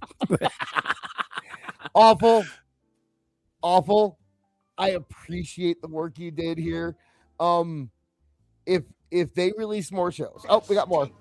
They stink like nothing you ever smelled before. Atona Sharp super chatted $5. A 3-hour tour. A 3-hour tour. Yeah. First off, shout out to the third shifters out there who were probably listening live, and shout out to the replay crew. Shout out to the people in the chat. Thank you for being here. Listen, pretty good audience tonight. Not bad. Yeah. And really appreciate it. If you guys, I personally, I think this podcast is a home run. That the Nicebeard podcast. If he releases more, I think we need to be on it. We need to be on it. We need to be clipping. We are fans. We are fans of that. Give them what's the name of the podcast? We should give them a. You know what? I can go back here and look at it. Because I have to go back to the screen anyway. So let's pull this up here. It is the HTE Women Squared Circle podcast. Check them out. We're fans. Check them the fuck out. But the time is running short for us for now. We gotta go. So yeah. But we thank you for listening. That's for damn sure. And thank you for watching. We really appreciate it. Any last words? Yeah. Tuesday, Toonie Talk Wrestling. We are going on late. Because John Draper is doing a tribute to Kevin Castle, and out of respect, we are going to move out of the way. So we will be probably more like around 9 Eastern on Tuesday. So yes. Make sure you are there for that. We will be talking about Pat McAfee. We'll be talking about anything that happens on Raw, and I'm sure we'll have lots of stuff to talk about by then from other things that happen throughout the week. Jake will be there with us. Jake, you can catch on his channel at Alt Jake Takes On Thursdays and Sundays. So tomorrow you can check out Jake. And sorry, the Toonie Talk Wrestling channel. This week I'm going to start doing clips and stuff of the podcast. So make sure you're sharing those, getting those out there. We're trying to get better on the algorithm. So do you want to plug Beard maybe? Check him out on Twitter.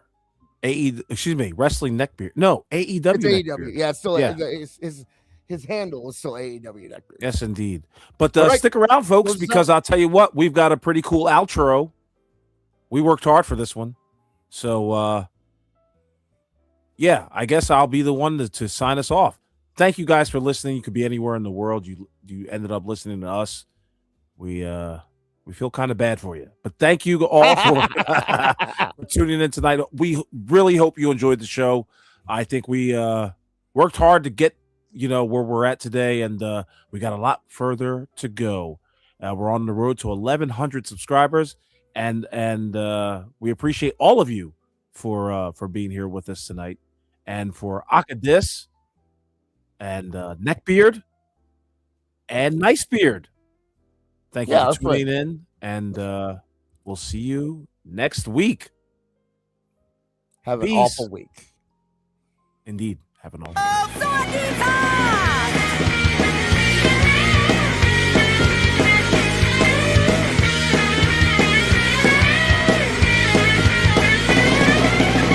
Grab